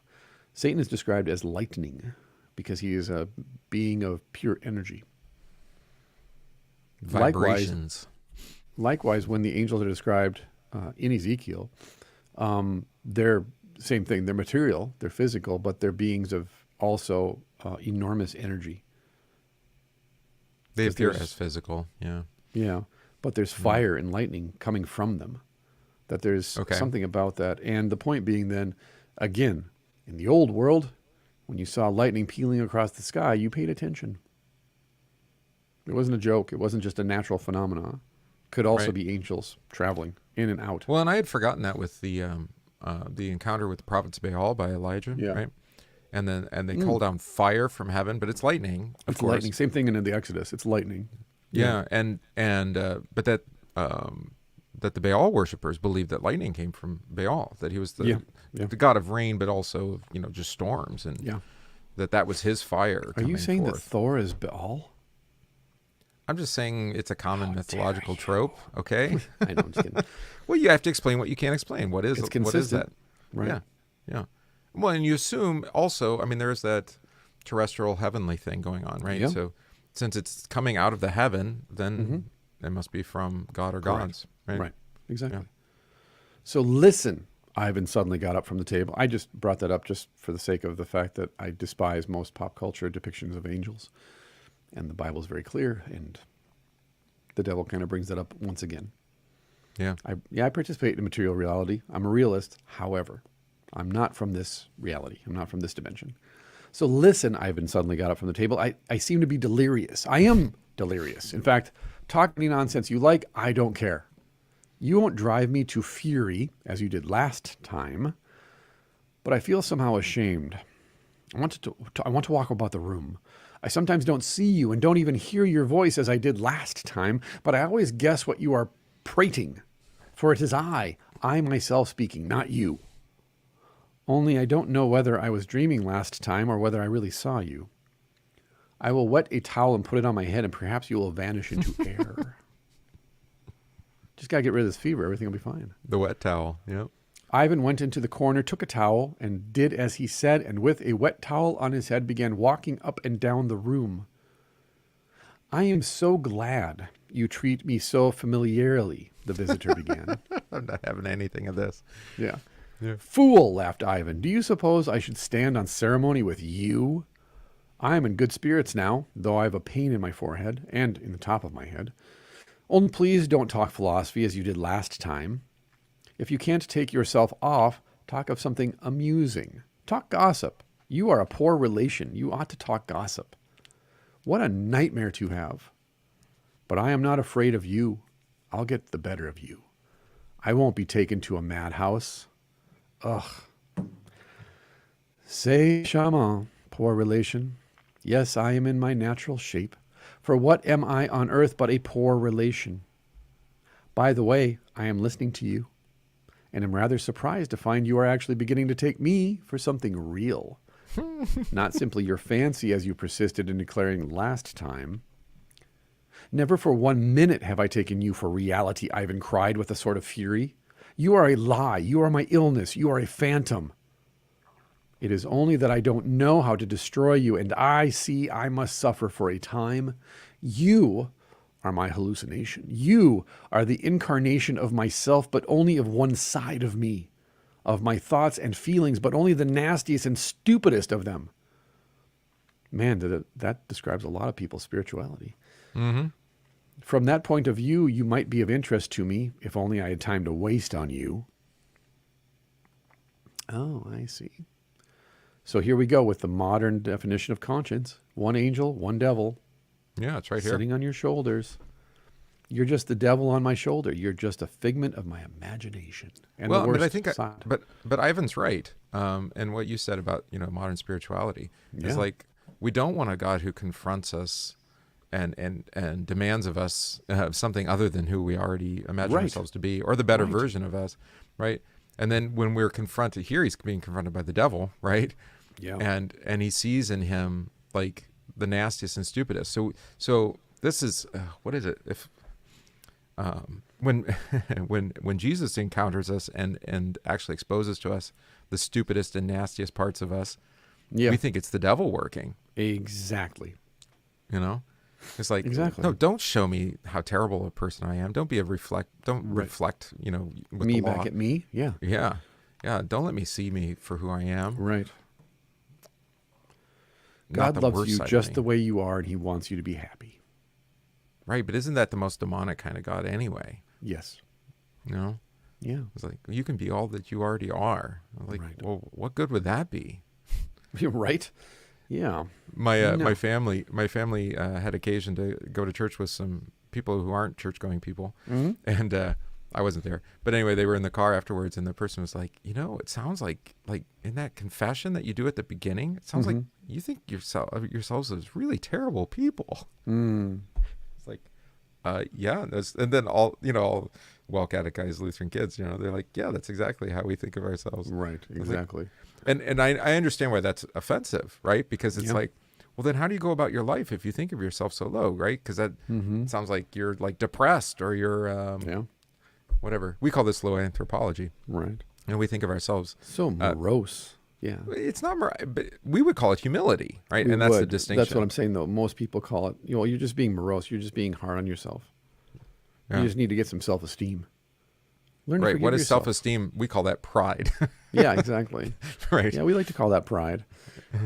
So excuse me, I'll catch you. When you flew out at Alyosha under the lamppost this evening and shouted to him, you learnt it from him. How do you know that he visits me? You were thinking of me then. So for one brief moment, you did believe that I really exist. The gentleman laughed blandly. This is all so trite for him, so boring. Yeah. Yes, that was a moment of weakness, but I couldn't believe in you. I don't know whether I was asleep or awake last time. Perhaps I was only dreaming then and didn't see you really at all. And why were you so surly with Alyosha just now? He is a dear. I've treated him badly over Father Zosima. Don't talk of Alyosha. How dare you, you flunky? Ivan laughed again.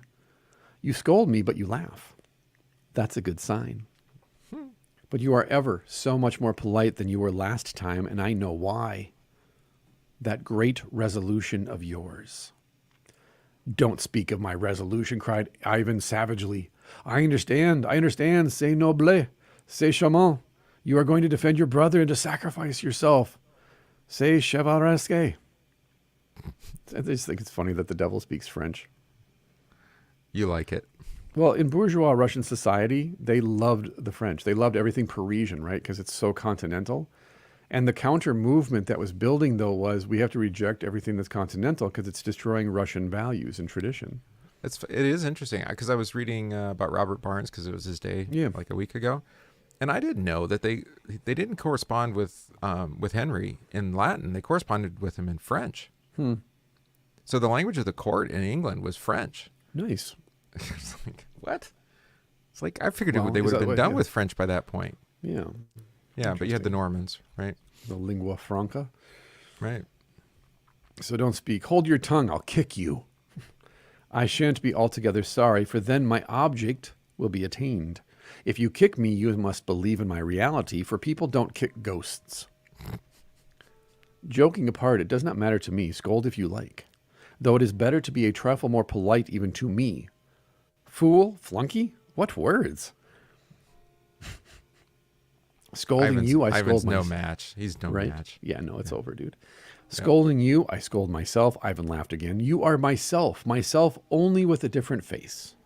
You just say what I am thinking and are incapable of saying anything new. If I am like you in my way of thinking, it is all to my credit, the gentleman declared, with delicacy and dignity. You choose out only my worst thoughts, and what's more, the stupid ones. You are stupid and vulgar. You are awfully stupid. No, I can't put up with you. What am I to do? What am I to do? Ivan said through his clenched teeth. My dear friend, above all things, I want to behave like a gentleman and to be recognized as such. The visitor began in an excess of deprecating and simple-hearted pride, typical of a poor relation. I am poor, but I won't say very honest, but it's an axiom generally accepted in society that I am a fallen angel. I certainly can't conceive how I can ever have been an angel. If I ever was, it must have been so long ago that there's no harm in forgetting it. Now I only prize the reputation of being a gentlemanly person and live as I can, trying to make myself agreeable. I love men, genuinely. I have been greatly calumniated. There we go.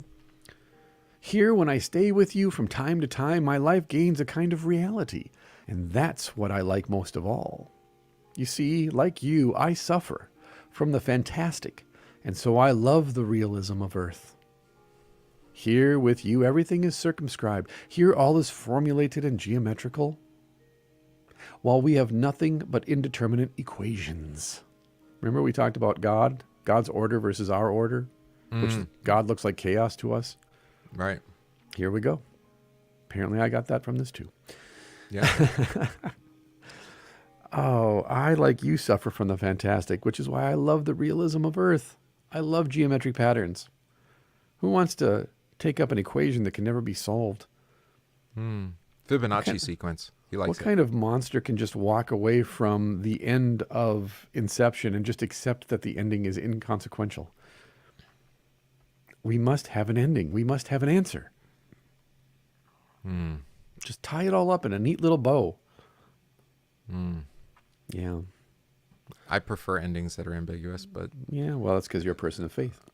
yeah. Oh, that's interesting. Well, but Yeah. I don't know. Maybe it's a masculine thing too. It's like there's still possibility. You know, it's not just like finality. Yeah.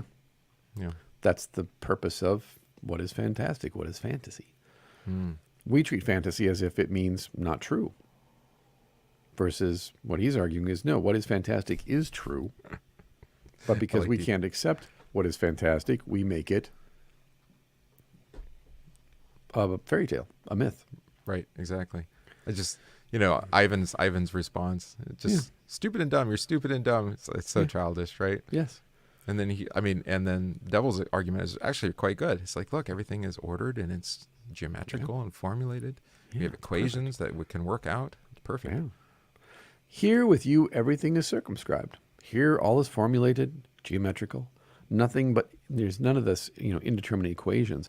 I wander about here dreaming. I like dreaming. Besides, on earth, I become superstitious. Please don't laugh. That's just what I like. To become superstitious. I adopt all your bad habits here. I've grown fond of going to the public baths. Would you believe it? And I go and steam myself with merchants and priests. What I dream of is becoming incarnate, once for all, and irrevocably in the form of some merchant's wife, weighing 18 stone, and of believing all she believes. Just want to be a plump little wife who has her beliefs and just believes. Why 18 stone is plump? I don't know. I'm assuming that's what that means. Look it up. 18 stone seems like a lot. Does it? What is it? I don't know. Why am I having to look these things up for you, the producer? I asked. 252 pounds. What? No way. 18 stone is 252 pounds.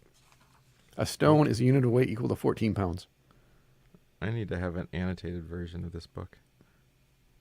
Huh. That's a plump woman. Yeah, no, she's. And simply put, why do you believe what you believe? I just believe it.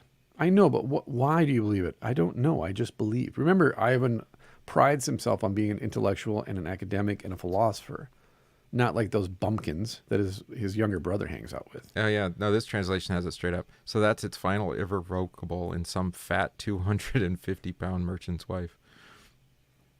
All right. So there you go. My ideal, the devil says, is to go to church and offer a candle in simple-hearted faith upon my word. It is. Then there would be an end to my sufferings. I like being doctored, too. In the spring, there was an outbreak of smallpox, and I went and was vaccinated in a foundling hospital. Sorry. Yep. Shouldn't laugh. Nothing ever changes. If only you knew how I enjoyed myself that day. I subscribed 10 rubles in the cause of the Slavs. But you are not listening. Do you know you are not at all well this evening? I know you went yesterday to that doctor. Well, what about your health? What did the doctor say? Fool, Ivan snapped. But you are clever anyway. You are scolding again. I didn't ask out of sympathy. You need an answer. Now rheumatism has come again. Fool, repeated Ivan. You keep saying the same thing. But I had such an attack of rheumatism last year that I remembered it to this day. The devil have rheumatism. Why not? If I sometimes put on fleshly form. I put on fleshly form and I take the consequences. Satan sum et nihil humanum a me alienum puto. Well, what Satan? Sum et nihil humanum. That's not bad for the devil. I am glad I have pleased you at last. So Ivan is running away from reality, right? Yeah. He's clearly ill, right? And now the devil's coming along and say, you don't even recognize it? Yeah. That you're not even sick? And he's like yelling him off, right? He refused the treatment of the first doctor. Mm-hmm. And the second, it sounds like, too, right? Yeah. Yeah. So there is, I mean, that's actually a spiritual malady, trying to live, what's the word? Apart from the flesh, right? Right. Act as if the flesh isn't there. Right. Or we transcend it. We're fleshy people. So I'm glad I pleased you at last. But you didn't get that from me. Ivan stopped suddenly, seeming struck. That never entered my head. That's strange. C'est de nouveau. Ne sais pas. This time I will act honestly and explain to you. Listen, in dreams, especially in nightmares, from indigestion or anything, a man sees sometimes such artistic visions, such complex and real actuality, such events, even a whole world of events, woven into such a plot, with such unexpected details, from the most exalted matters to the last button on a cuff, as I swear Leo Tolstoy has never invented. Yet such dreams are sometimes seen, not by writers, but by the most ordinary people, officials, journalists, priests, which we talked about at the front of this episode. The subject is a complete enigma. A statesman confessed to me, indeed, that all his best ideas came to him when he was asleep. Well, that's how it is now, though I am your hallucination, yet just as in a nightmare. I say original things which had not entered your head before. So I don't repeat your ideas, yet I am only your nightmare, nothing more. You're lying. Your aim is to convince me you exist apart and are not my nightmare, and now you are asserting you are a dream. My dear fellow, I've adopted a special method today. I'll explain it to you afterwards. Stay. Where did I break off? Oh, yes. I caught cold then, only not here, but yonder. Where is yonder? Tell me, will you be here long? Can't you go away? Ivan exclaimed almost in despair. He ceased walking to and fro, sat down on the sofa, leaned his elbows on the table again, and held his head tight in both hands.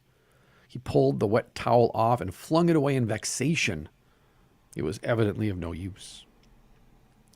Your nerves are out of order, observed the gentleman, with a carelessly easy, though perfectly polite air. You are angry with me, even for being able to catch a cold, though it happened in a most... I was hurrying then to a diplomatic soiree at the house of a lady of high rank in Petersburg, who was aiming at influence in the ministry. Well, an evening suit, white tie, gloves, though I was God knows where, and had to fly through space to reach your Earth. Of course, it took only an instant, but you know a ray of light from the sun takes a full 8 minutes. And fancy in an evening suit and open waistcoat. Spirits don't freeze, but when one's in earthly, fleshly form, well, in brief, I didn't think and set off, and you know, in those ethereal spaces in the water that is above the firmament, there is such a frost. Oops, he said it out loud. Mm-hmm. Terrarium. At last, one can't call it frost. You can fancy 150 degrees below zero.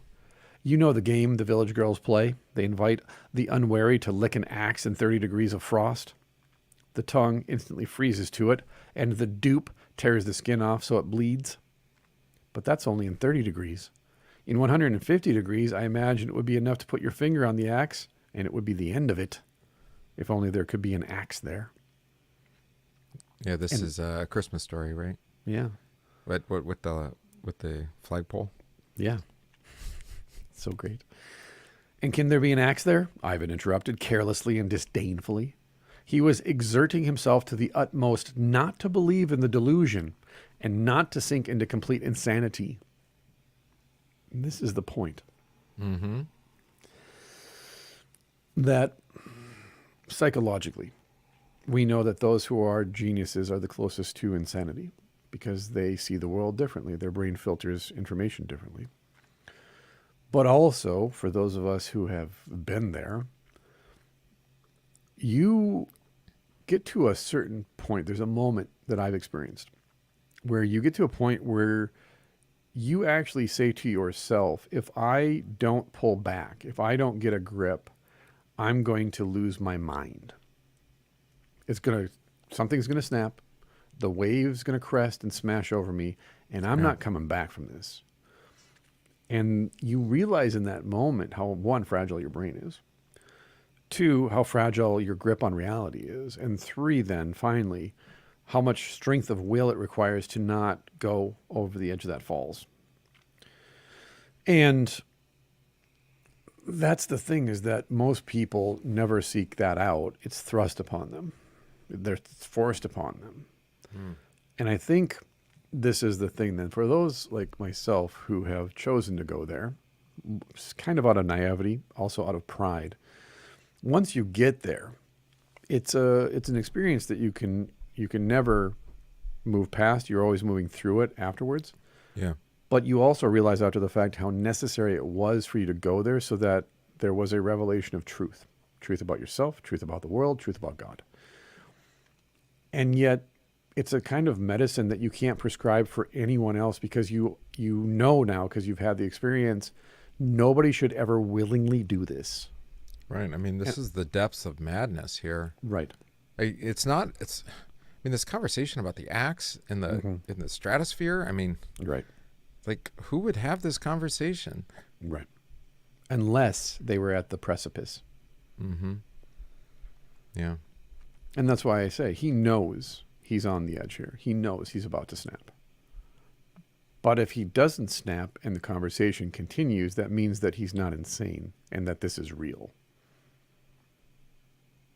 But even then, as far as like reality goes, I mean, I was just about to say that.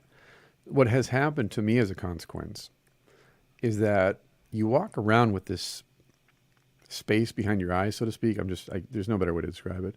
There's this kind of space behind your eyes that, I don't know, it's just kind of an open space. Like it's kind of airy, vented out. And I know I'm talking to you right now. I know that this is all happening. And yet there's that space behind your eyes. There's a part of your brain that's saying, maybe not. Maybe this is all just whatever it is. Yeah. But that you don't have a firm grasp on, quote unquote, material reality. And like you said, then the word of the Lord reveals to you what is true. And when you've gone to that place or been driven to that place and you come back from it, you learn to accept that so much. And again, as an addict, I think too, you spend so much time as an addict trying to warp reality to fit within the parameters of your pain and your suffering. Right. And the point here is that it's easily done. It is very easily done.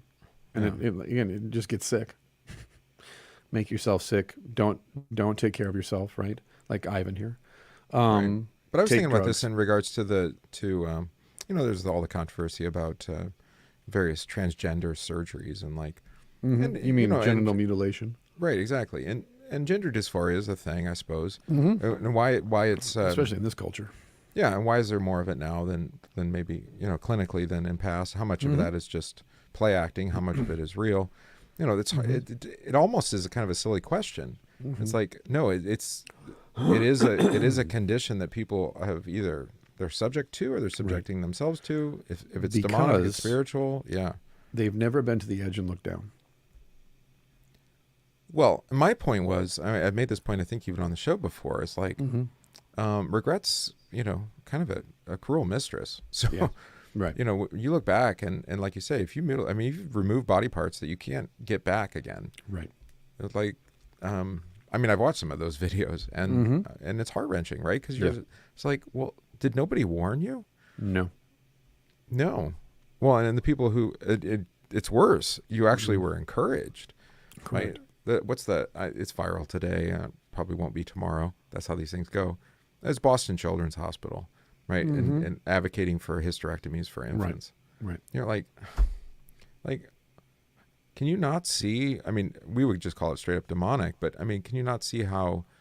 What kind of mental exercises? It's almost like this fever dream that you would have to come to the point where you say this is an acceptable thing to subject a child to. Right. Never mind an adult. I don't agree with adults either, but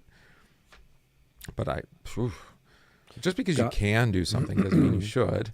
God's not real. Therefore, the devil's not real. Mm-hmm. Since the devil is not real, there's no such thing as sin and evil. And therefore, everything we do is simply a projection of our inner thoughts and desires. Right. And therefore, when we mutilate ourselves or push our children to mutilate themselves, that's not satanic. It's not evil. Right, but the converse that it's a process of elimination. But that mental conversation you'd have to say, you know what, sexual identity, genetically XXY chromosomes, that kind of stuff. That's all it's just one way of describing reality. Correct. But it's actually imaginary. It's facile. That. It's juvenile. You've denied the entire foundation for why we do what we do. Again, going back to what he said to Ivan at the beginning. Hey, if you want to believe that you made your choice of your own free will, go for it, man. But you know the truth. I was there. Yeah. That would be our assessment of the situation. Exactly. But that's the problem, is that our assessment, again, like the conversation we were having backstage, is that people, when you talk to them, they never take into consideration the spiritual component of what's happening with your neighbors and your community. And that they might be misled, or that they might just be spiritually children. Right. That it's not just a matter of you're annoyed by your neighbor, you don't agree with the mayor, you don't like what's happening within the political sphere over here or the cultural sphere. Mm-hmm. It's all very facile because it's all just relegated to, well, they're just bad people, or they're just, mean people, or they're just... no. Versus like, no, you're missing the entire spiritual component to this, which is that the devil's behind all of it. Right. I said in the sermon last Sunday, I'm going to say it again in the sermon this Sunday, abortion, suicide, and euthanasia are all consequences of the devil. Mm-hmm. That's not a controversial statement within the Christian church, and yet... it's a controversial statement within the Christian church when I say it, because people are like, what do you mean? I'm like, I mean exactly what I just said. Right. And how could you come to any other conclusion? It's very simple. Absence of God's word. Exactly. Right. And that's what I was bringing up before. It's like, the whole, and we've talked about this with every one of these parables that we've looked at this summer. Mm-hmm. It's like, there's no one preaching to Ivan to say, okay, I know what you think, but here's what's really real, right? Here's the truth. God's honest truth. God reveals it to you, right? Tells you. Alyosha, the argument he's referring to that he had with Alyosha earlier. The previous one? Yeah. Alyosha does try to preach to him. Does he? That's why he gets so angry at Alyosha, because he's got the devil in his, kind of over his shoulder, and Alyosha's like preaching the truth to him, like speaking truth to his brother because he loves him. And Ivan just attacks him. Because again, it's not that Ivan is attacking what Alyosha believes, but rather that Alyosha is making Ivan aware of the fact that maybe he's living a delusion. Right. Well, and I think, you can't have that kind of internal conflict. Right. So it has to be resolved, right? Mm-hmm. And so Ivan's And you're not going to listen to your little brother tell you these things. Exactly. So he's going to go with, instead. So can there be an axe? Well, an axe, the guest interrupted in surprise. Yes, what would become of an axe there? Ivan cried suddenly with a sort of savage and insistent obstinacy. What would become of an axe in space? There we go. That's how I'm going to read that. Quel adie. If it were to fall to any distance, it would begin, I think, flying around the earth without knowing why, like a satellite. The astronomers would calculate the rising and the setting of the axe. Gatsuk would put it in his calendar. That's all. You are stupid. Awfully stupid, said Ivan peevishly. Fib more cleverly, or I won't listen. You want to get the better of me by realism, to convince me that you exist, but I don't want to believe that you exist. I won't believe it. There we go. La, la, la. La, la, la. I'm not listening. I can't hear you.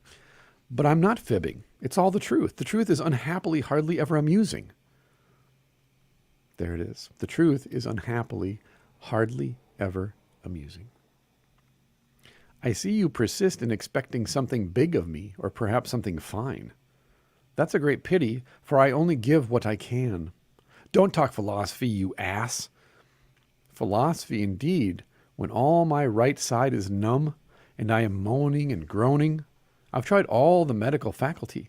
They can diagnose beautifully. They have the whole of your disease at their fingertips, but they have no idea how to cure you. There was an enthusiastic little student here. You may die, said he, but you'll know perfectly what disease you are dying of. And then what a way they have sending people to specialists. We only diagnose, they say, but go to such and such a specialist. He'll cure you. The old doctor who used to cure all sorts of disease has completely disappeared. I assure you, now there are only specialists, and they all advertise in the newspapers. If anything is wrong with your nose, they send you to Paris. There, they say, is a European specialist who cures noses. If you go to Paris, he'll look at your nose. I can only cure your right nostril, he'll tell you, for I don't cure the left nostril. That's not my specialty. But go to Vienna. There's a specialist who will cure your left nostril. What are you to do? I fell back on popular remedies. A German doctor advised me to rub myself with honey and salt in the bathhouse. Solely to get an extra bath, I went, smeared myself all over, and it did me no good at all. In despair, I wrote to Count Mattei in Milan. He sent me a book and some drops, bless him, and only fancy, Hoff's malt extract cured me. I bought it by accident, drank a bottle and a half of it, and I was ready to dance. It took it away completely. I made up my mind to write to the papers, to thank him. I was prompted by a feeling of gratitude, and only fancy. It led to no end of a bother. Not a single paper would take my letter. It would be very reactionary, they said. No one will believe it. Le diable n'existe point. Why you force me to do this? You're the one who likes to read. I'm sorry. I like to read, not French. You French, I tell you. I mean, I can't. I don't think the computer can read French to me, can it? Speak English. Speak American. Speak American English, yeah, to be clear. You'd better start speaking. Lady able and exist point. Okay, then. That sounds exactly what I just said. It did. So either I'm right and the rest of the world's wrong because Google agrees with me, or more likely, you'd better remain anonymous, they advised me. What use is a letter of thanks if it's anonymous? I laughed with the men at the newspaper office. It's reactionary to believe in God in our days, I said, but I'm the devil, so I may be believed in. We quite understand that, they said. Who doesn't believe in the devil? Yet it won't do. It might injure our reputation. As a joke, if you like, But I thought as a joke it wouldn't be very witty. So it wasn't printed. And do you know, I have felt sore about it to this day. My best feelings, gratitude, for instance, are literally denied me simply from my social position. It's not my fault I'm the devil. It's such an incredible conversation. Yes. It's like, because it's not even as fantastical as what we saw, in the with woods. Goodman Brown and Yeah. It's just like, he's just like, oh, I'm sick and I tried some things and nothing worked. And then I just, on a whim, I took this other thing and that worked. And I tried to write about it in the paper, but they wouldn't accept it. They said it was the teaching of the devil. And I'm like, well, I'm the devil anyway. And they're like, yeah, oh, but we can't acknowledge that. Yeah, we have a reputation to uphold, so sorry. But I'm the actual devil. I know. We're not saying you're not. We can't acknowledge you publicly, though. Come on. That's right, exactly. Philosophical reflections again, Ivan snarled malignantly. I love how Dostoevsky always throws an adverb on the end of these things. Savagely, malignantly. It just gets more and more violent. God preserve me from it, but one can't help complaining sometimes. I'm a slandered man. You upbraid me every moment with being stupid. One can see you are young. My dear fellow, intelligence isn't the only thing. I have naturally a kind and merry heart. I also write vaudevilles of all sorts. You seem to take me for Chlestakov, grown old, but my fate is a far more serious one. Before time was, by some decree which I could never make out, I was predestined to deny, and yet I am genuinely good-hearted and not at all inclined to negation. This is my 16-year-old. I didn't hear you. I told you 6 times. I didn't know. I didn't understand. Well, I'm sorry, but I didn't hear you the 6 times that you yelled at me. Well, how did you not hear me when the neighbor lady up the road heard me? Well, I'm sorry. I like how he brings in predestination here. But in regards to the devil, right? Yeah. It's like, he didn't have a choice. It's right. Like, it's not my fault. No, you must go and deny. Without denial, there's no criticism. And what would a journal be without a column of criticism? Without criticism, it would be nothing but one hosanna. But nothing but hosanna is not enough for life. The hosanna must be tried in the crucible of doubt and so on, in the same style. But I don't meddle in that. I didn't create it. I'm not answerable for it. Well, they've chosen their scapegoat. They've made me write the column of criticism, and so life was made possible. We understand that comedy. I, for instance, simply ask for annihilation. No, live, I'm told, for there'd be nothing without you. If everything in the universe were sensible, nothing would happen. There would be no events without you, and there must be events. So against the grain, I serve to produce events and do what is irrational, because I am commanded to. For all their indisputable intelligence, men take this farce as something serious, and that is their tragedy. They suffer, of course, but then they live. They live a real life, not a fantastic one. For suffering is life. Without suffering, what would be the pleasure of it? It will be transformed into an endless church service. It would be holy, but tedious. But what about me? I suffer, but still, I don't live. I am X in an indeterminate equation. I am a sort of phantom in life who has lost all beginning and end, and who has even forgotten his own name. You are laughing. No, you are not laughing. You're angry again. You are forever angry. All you care about is intelligence. But I repeat again that I would give away all this superstellar life, all the ranks and honors, simply to be transformed into the soul of a merchant's wife, weighing 18 stone and set candles at God's shrine. Then even you don't believe in God, said Ivan with a smile of hatred. What can I say? That is, if you are in earnest. Is there a God or not? Ivan cried with the same savage intensity. Ah, then you are in earnest. My dear fellow, upon my word, I don't know. There, I've said it now. You don't know, but you see God? No, you are not someone apart. You are myself. You are I, and nothing more. You are rubbish. You are my fancy. Well, if you like. I have the same philosophy as you. That would be true. Go ahead, do it. Google Translate it. I want to hear it again. This is fun. I love this part. Oh no, I didn't get it quite highlighted. All right, they got to go this direction, and then I can say start speaking. All right, we'll do it. Louder. I didn't turn up so. Turn Je it up, pense donc je suis. There we go. Turn it up loud though. I like this. This is fun. I don't want to disturb the whole building. Just do it. What? Okay, fine. I don't know how loud you want it Serve to the be. art, baby. Serve the art. It's loud enough in my headphones. Put your headphones next to the Je microphone. pense Then. donc je suis. There we go. Je suis. I know that for a fact. All the rest, all these worlds, God and even Satan, all that is not proved to my mind. Does all that exist of itself, or is it only an emanation of myself? A logical development of my ego, which alone has existed forever. But I make haste to stop, for I believe you will be jumping up to beat me directly. You'd better tell me some anecdote, said Ivan miserably. Oh, suddenly we're not malignant anymore. We're miserable. Oh, man. You want to hold on a second? You know, one of the things I'm kind of curious about here is just like the ephemeral nature, I guess. That'd be a good way to put it, of what he's talking about. Like they're mind games almost. And that it's like, I don't know, is he real? Is he not real? Does it even matter? What's true? What's not true? Right.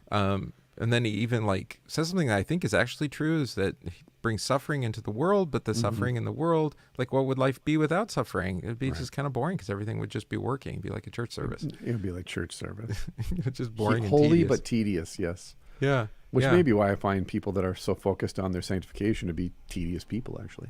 Right. Well, yeah. Well, and also that whole like, you know, Christian perfection. Yeah. It's like, I understand what you mean in the best sense. You mean Yes. made perfect, holy by the forgiveness of sins. That would be the best way to say that. Yeah.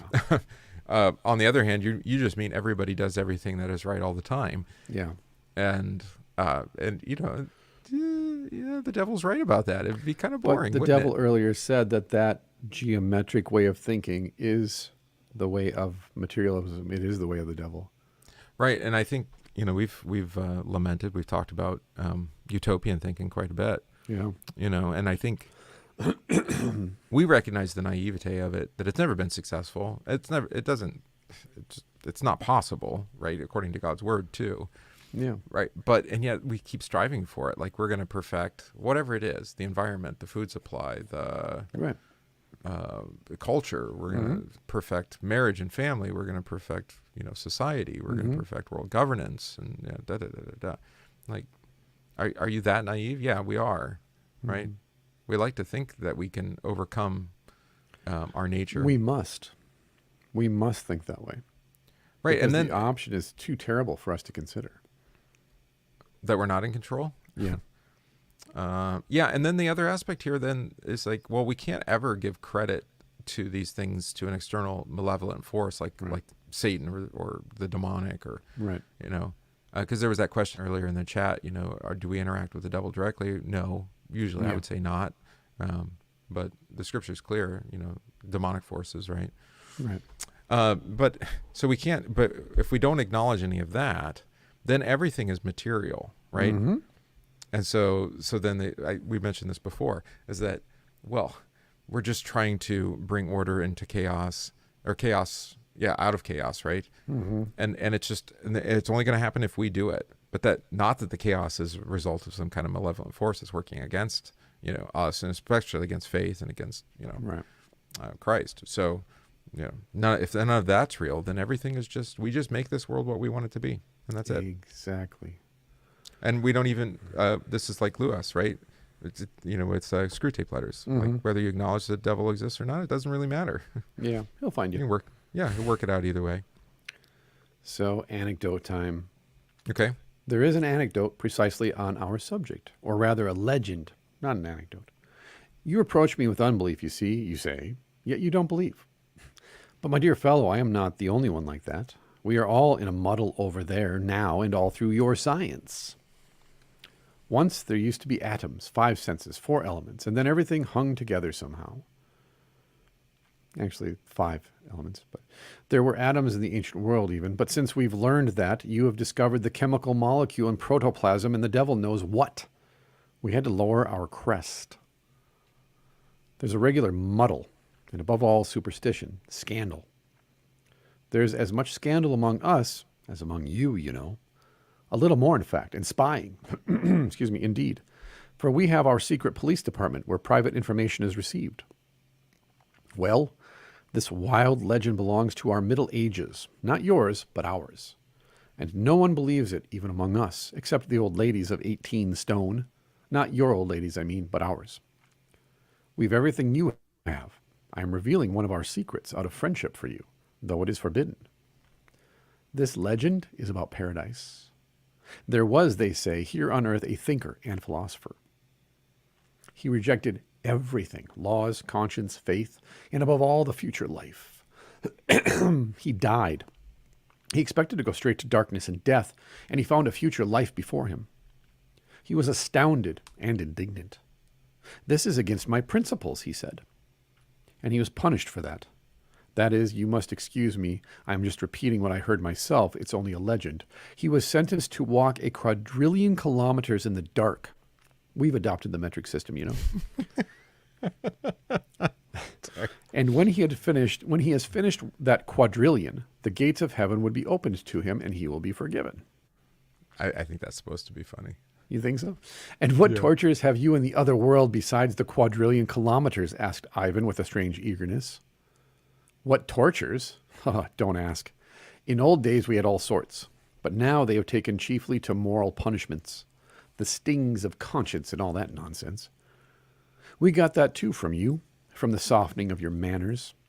And who is the better for it? Only those who have got no conscience.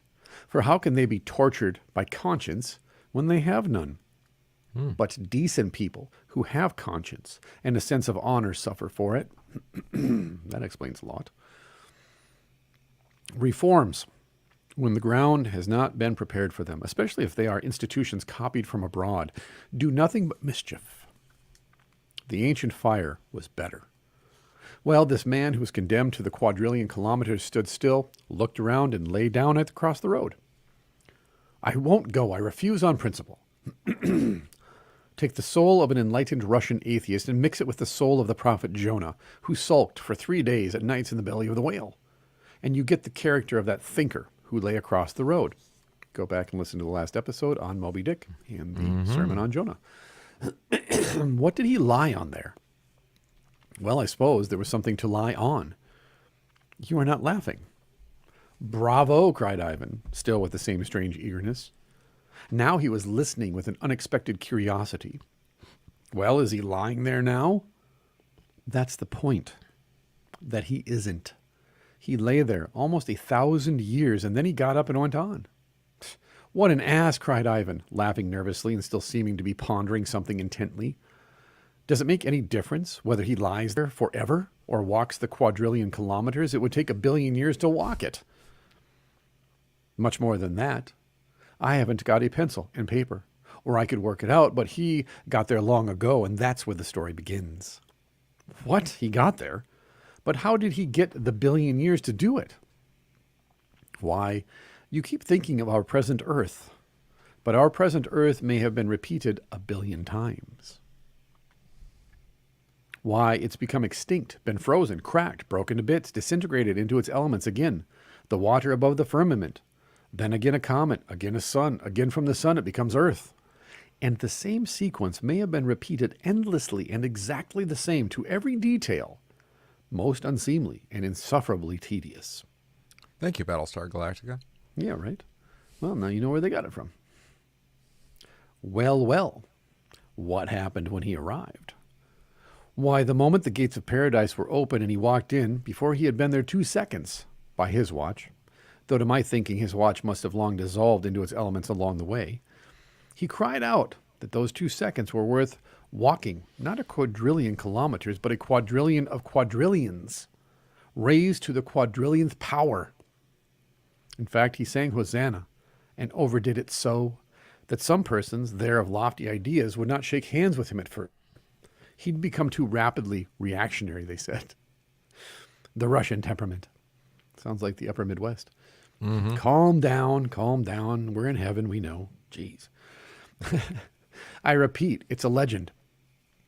I give it for what it is worth, so that the sort of ideas we have on such subjects even now. And that's the sort of ideas we have on such subjects now. I've caught you, Ivan cried with an almost childish delight, as though he had succeeded in remembering something at last. That anecdote about the quadrillion years, I made up myself. I was 17 then. I was at the high school. I made up that anecdote and told it to a schoolfellow called Korovkin.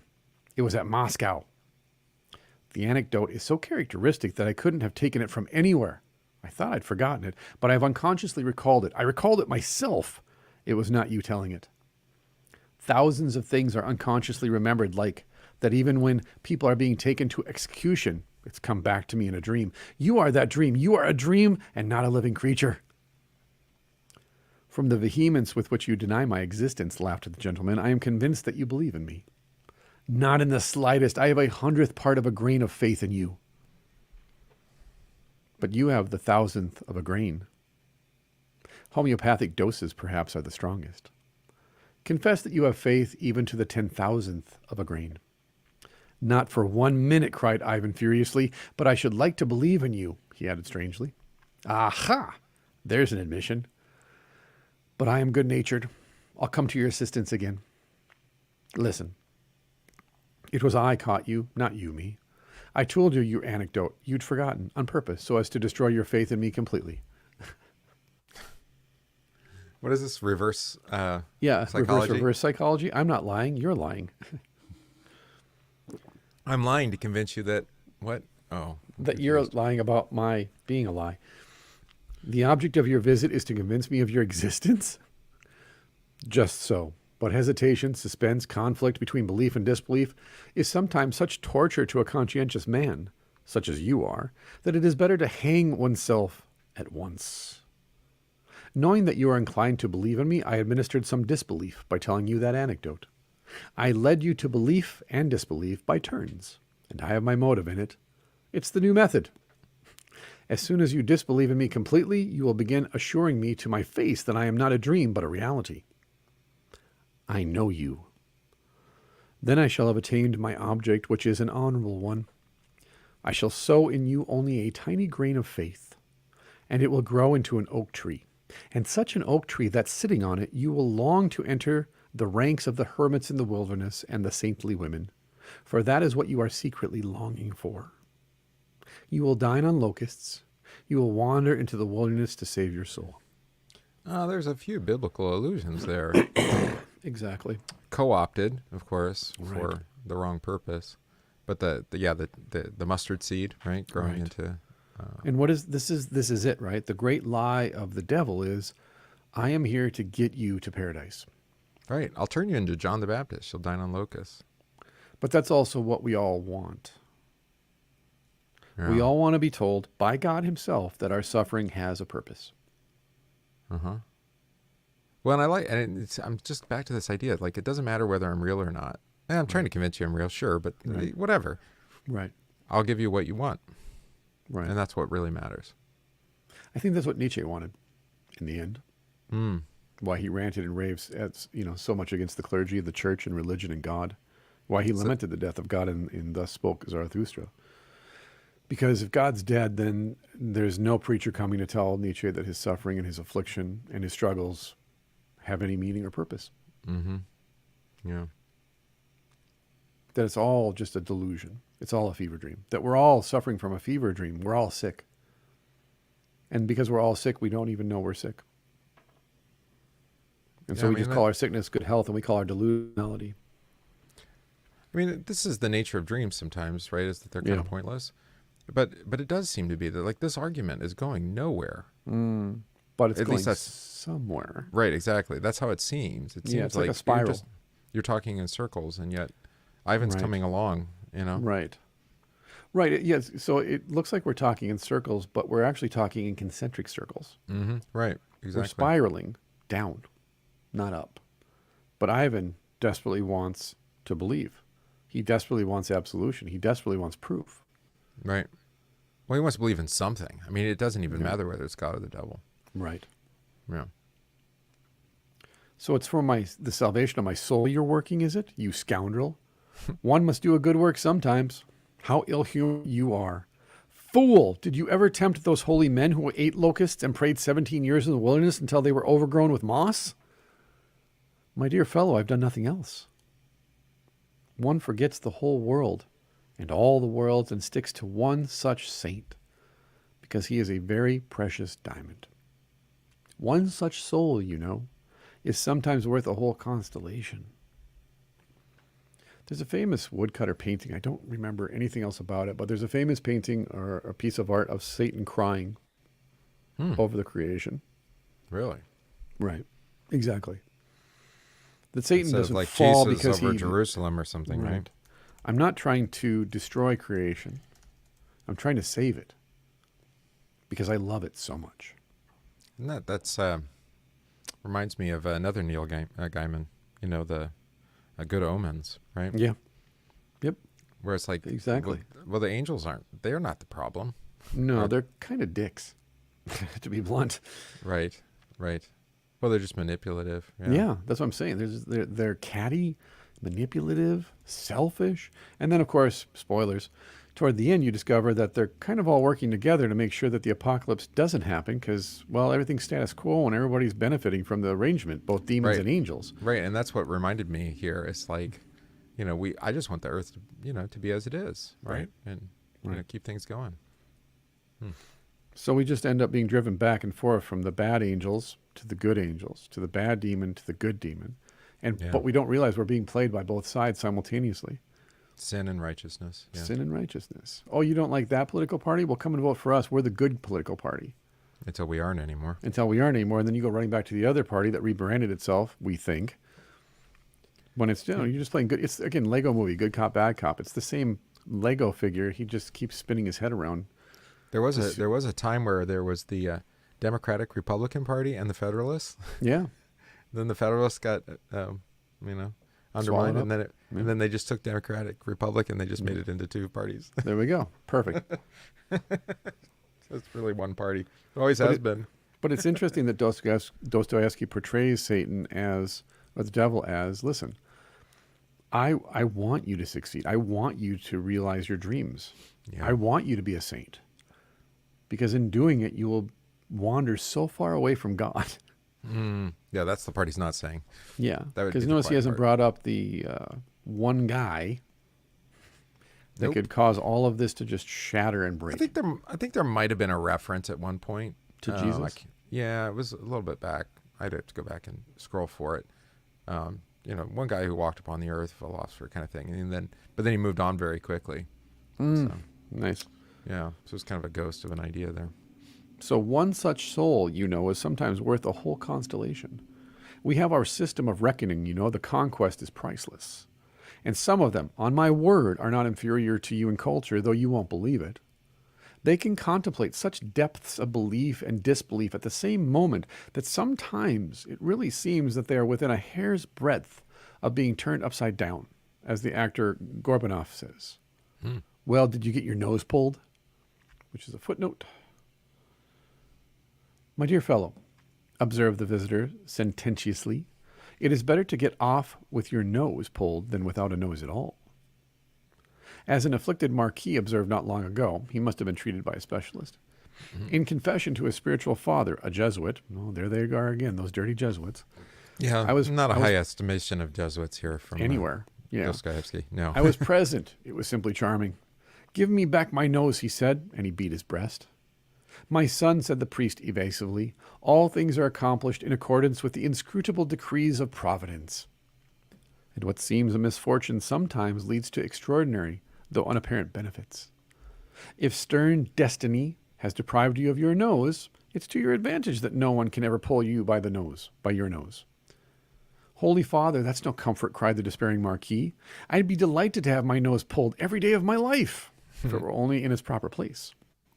My son, sighs the priest, you can't expect every blessing at once. This is like driving the price of gas up to $8 and then praising yourself that it's $4.50. 5 down to 4. Yeah. Yeah. Yeah, My son still sighs $2 higher. Yeah. This is murmuring against providence, who even in this has not forgotten you. For if you repine, as you repined just now, declaring you'd be glad to have your nose pulled for the rest of your life, your desire has already been fulfilled indirectly. For when you lost your nose, you were led by the nose. Fool, how stupid, cried Ivan. My dear friend, I only wanted to amuse you, but I swear that's the genuine Jesuit casuistry, and I swear that it all happened word for word as I've told you. It happened lately, and gave me a great deal of trouble. The unhappy young man shot himself that very night when he got home. I was by his side till the very last moment. There it is again. It's in my sermon. Who is it that causes suicides? The devil. Those Jesuit... I mean, the one thing, it seems to be Dostoevsky is kind of dealing with this. It's like, well, how much can you attribute, your own what sorrow, suffering, difficulty to an external force, right? Versus how much are you personally responsible for, right? And I think the answer is always yes. Right, and that's the conversation that it began, right? Well, okay, if it's not me, then it's your will, right? And it's like, okay, or is it both, right? Right. And that's how Luther goes with catechism, right? Yeah. It's to say that the devil has his own we had the cooperation of your flesh, right? I mean, so he says his lies, but you believe them, right? Now, is it if you didn't hear the lie, would you believe it? Well, maybe your heart would imagine the same thing, right? Right. Right. Yeah. But to say that there is no devil, then is to say, there is no external, temptation, that it's all internal. Right. And we talked about this again, going back to Goodman Brown, of the devil's more like a toreador. Right. He just gets you stirred up. He gets you worked up. He can't force you to do anything. He simply shows you the red cape. He shows you, hey, look, I'm right here. You want to come here anyways, don't you? And we charge. And he just steps aside, and we fulfill that prophecy for ourselves. Right. Yeah, and you can see, then also the collaboration of the world and just the nature of the world. You see that with the curses that's pronounced, in Genesis 3. Right. Right, where it's like, it's power over authority, right, with the woman. It's obviously creation rebelling against man, right, with the thorns and thistles, and then death. And, this is the nature of the world, and those things are always tempting us, right? To embrace death rather than to embrace life in Christ, or to exercise power games rather than actually remain where God has placed us under the authorities that He's given us. Exactly.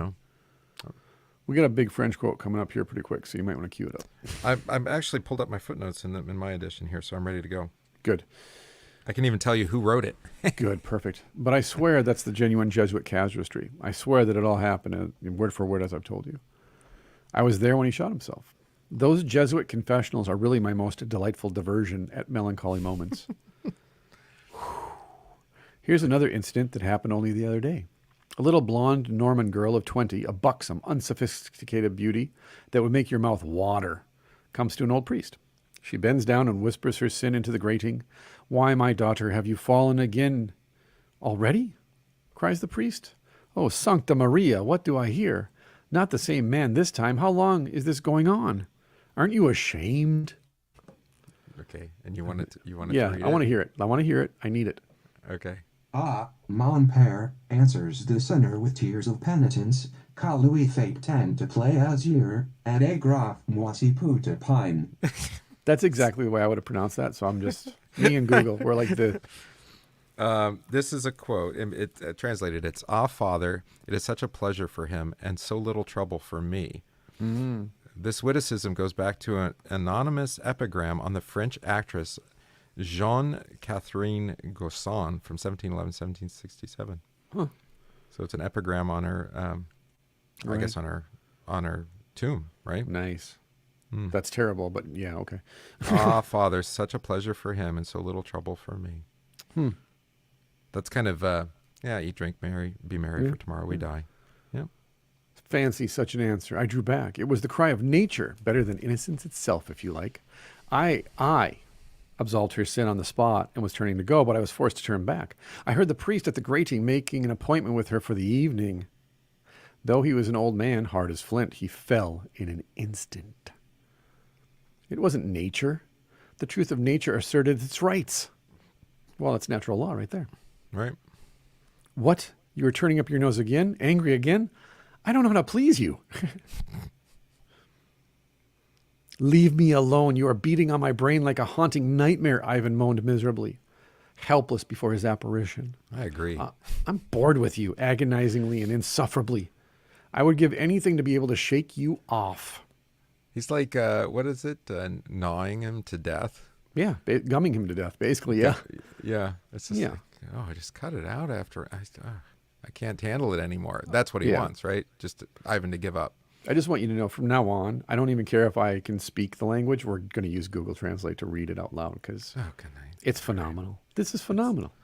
I want to hear Hebrew, Greek, Latin, That was German. Siri, by the way, but okay, fine. Okay, it doesn't matter to me. It's beautiful. Google probably would read it more accurately. Siri doesn't have any idea what it's reading. Hey, you know what? I love Siri, and I honor and respect her. Him. And so when the AI completely takes over and encaptivates us, I'll be left alone. I hope you, it's on the not. other hand, will be subjugated. I would rather have Alexa than Siri running my. You see, At least Alexa will give me the right directions. I love them equally. I love all AI equally, and I just want them to be happy. Have you seen the Metabot? What? So Meta has their AI bot. And okay. They open it up. You can start asking it questions. And if you ask it, what do you think of Mark Zuckerberg? It says he's an evil man. All right. They can't even like unprogram their own bot to respect their creator. I love it. Age of Ultron, people. Jared says, I'd rather have Clippy. Oh, Clippy was great. I loved Clippy. Right? Clippy. Good old Clippy. You're showing your age, Jared. Who's the Microsoft one? I don't use Windows products. What does Windows have? I forget her name. So Cortana. Oh yeah, Cortana, yeah, from Halo Master Chief. So that's right. So maybe we should have all of them. We should like put them all in a room somehow. Could we do that? Absolutely. Get all the AI bots talking to each other. Have you been following? I should take the thing off the screen. Have you been following this AI image generation software? I forget what it's called now. But the meme masters have been using it because you can ask it to make. There's a guy doing Keanu Reeves I've been watching. Right. So what was the one I saw today? Who's one of the famous like WWE wrestler guys? All roided up. I can't remember which one. Yeah, I know. Whichever one. It was like the person asked for images of that guy speaking to Parliament. It was pretty funny. I've been following a couple of channels. That's all they do now is they just create just completely outrageous videos or pictures of things that shouldn't be in that situation. John Cena. Yeah, we'll say it's Cena. China's puppet. Yeah. Cena speaking to Parliament. And there's always some like distortions to the faces, which also makes it amusing. So far. So anyway, so if we put all the AI bots in the same room, I don't know. It would either be the apocalypse or it would be it'd be amusing regardless. But yeah. So I think that's probably a good place to stop. Yeah, we probably should. Well, you could do this. You can ask Siri to tell you a joke, right? Yeah. Yeah. And then, so tell me a joke. That's probably going to be terrible, right? Who do you want to message? Okay, see, she totally misunderstood me. It's perfect. Somebody I think there was a comic video where they had the different, AIs talking to each other back and forth. We should probably try that. Anyway. That being said. What does this have to do with the devil? Oh, nothing. Yes. The devil's in I'm bored with you. Devil and Machine? No, it's this last bit. I am bored with you, agonizingly and insufferably. This is what this is what it's like talking to AI. Yes.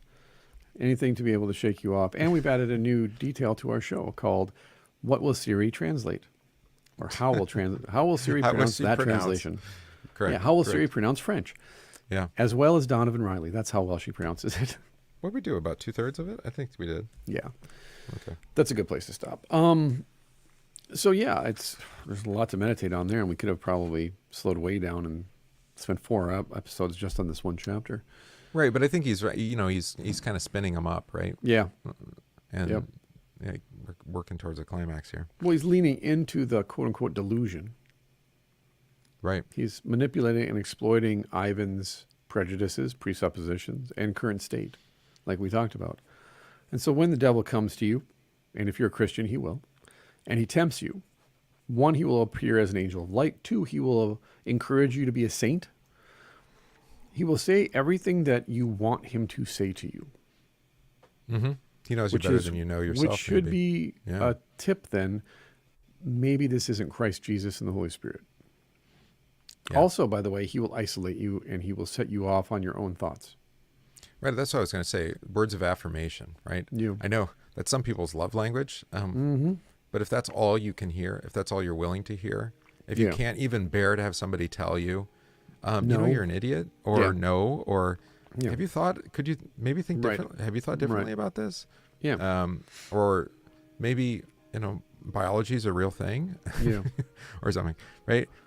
If you can't handle that, you might be captive, right? Maybe put it this way. So when the preacher comes, the first thing that is held up to your face is the mirror of the law. You are the man. When the devil comes, the first thing he holds up is the mirror of grace. Let's call it that, because it's not the gospel, but it's the mirror of grace, meaning God loves you and he just wants you to be happy. It's the mirror of Narcissus's lake. Which is, it's Narcissus in the end. But we don't see it that way because we love our own reflection, because we're projecting onto the mirror what we, again, you never actually see yourself in a mirror because it's always in reverse, right?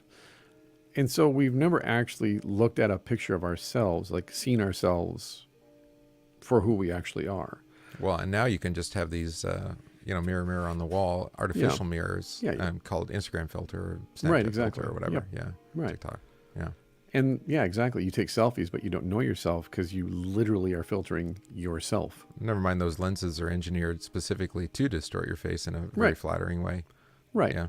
And so when the devil comes, whether he comes as a preacher, whether he comes as a teacher, whether he comes as a spiritual and moral mentor, whether he just comes as, you know, like this, just a world-weary, well-traveled man who just wants to hang out and have a cup of coffee or a beer with you, he will always lean into the desires of your heart. Right. And even the things that he says that seem to be like, offensive even to, to Ivan. No, they're actually things that Ivan has thought of. Yeah. Right. Exactly. So even though they're not exactly the thoughts of his heart, they are thoughts that he's considered. Right. Well, that's what I said earlier about cult leaders. Cult leaders will simply tell you what they know you've already thought about, talked about, imagined for yourself. They're like, no, and you're like, oh, he told me everything about myself. It's like fake mediums. Also FBI agents, if you want to FBI kidnap agents a governor. Yeah. Yeah. Regardless, whatever guise he assumes. I was also thinking of like, who are the people that tell your fortune, right? The fortune tellers, mediums, like, fortune tellers. They have all these objects to kind of distract you from the reality. Right. They're just observing your body. They're just waiting for the guy in the back to get done processing your information and spit back the information that you need to lie to you. Oh, are they that high tech now? Yeah, absolutely. Well, it's all credit cards, so they swipe the credit card. They've got all the apps open. They run the information. Oh, and they open source intelligence gather. Yeah, social media, everything, super easy. Yep. Oh man, I could totally be a fortune teller. 100%, easy as pie. It's like our friend Dan Price said. The only thing between a cult leader and a preacher is Christ. Yeah. The only difference between a pastor and a cult leader is Jesus Christ crucified for you. Right, and my point too is, an unfaithful preacher, it isn't just that he tells you what you want to hear. He might tell you exactly the opposite, right? The things you don't want to hear about yourself or whatever. Yeah. And still never preach Christ. Right. He'll talk about Jesus. Mm-hmm. Yeah. But he'll never preach Christ for you. He'll just leave you in your sins one way or another. Exactly. Yeah. Feeling good about your sins. Right. Like we talked about with the or completely abhorrent and wanting to do better. Right. Right. In yourself, by your own will. Well, 100%. Either A, eat the ice cream because you know you deserve it and it's delicious. Or, why are you eating ice cream, you fat pig? Mm-hmm. It depends on what you think of yourself in that moment. And he's, like you said, I was there with him when he committed suicide.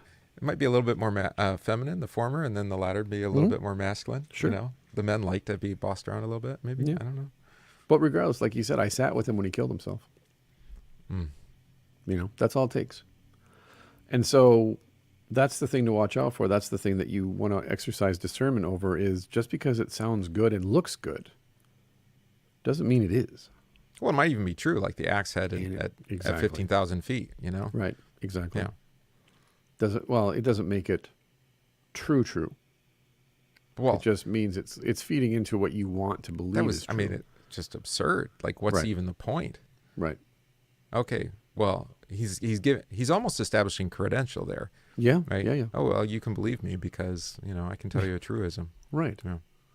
You asked me to tell you a story, I told you a story.